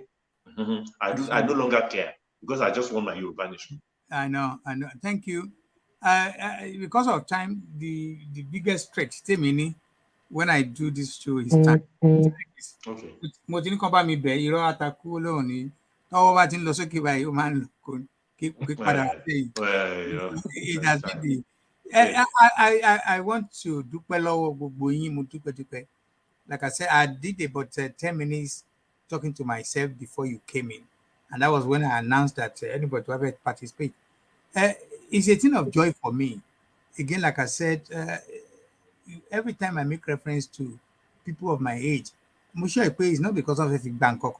It's just to assure I want to the age pé Olúwa jẹ́ káwọn náà dé èjì tá a wà lénìí kẹ́kọ̀ọ́jà dàgbà tẹ̀tún darúgbó táwọn ọmọ yín náà tún dàgbà.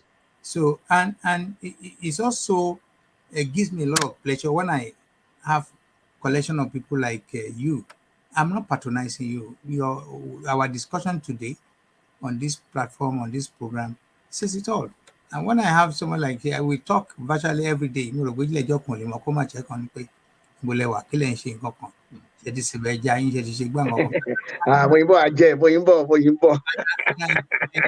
má worry. Mo ti bá wá sí London sí mo ti mọ àwọn ibi tí máa yọ sí. Láti wá sílé ilé Ọ̀túnba ẹja ní o, ẹja tútù. So mo fẹ́ dúpẹ́ lọ́yìn méjèèjì. Well, ẹ̀yin èèyàn wa tí ẹ̀ ń gbọ́ wa ní is another show sometimes tomorrow again. We have been bringing a couple of believers. You see, believers in Yoruba. Yoruba is for everything I stand for. I'll let you know. These are quality discussion, quality people, quality discussion. I want to thank you again for coming to my show. Adekunle, Adeleke, and Adetola Sheyi Olayode. It's been my pleasure. Thank you very much for for you having me or I'm having you. I appreciate it. Thank you very much. I share you. Thank you. Bye-bye. Right.